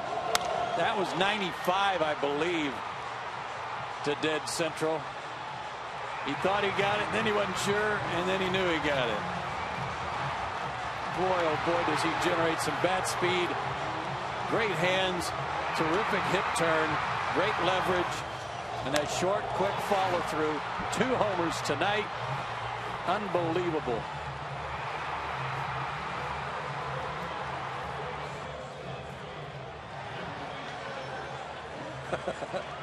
I mean, that's what it's all about when these brothers are playing together, right?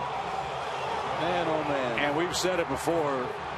When we tell you the ballpark was shaking when that ball rose over the fence, Turner Field was going crazy. The Braves beat the Cubs 6-5 with 2 homers in the 9th inning and a chance to sweep them here tomorrow afternoon.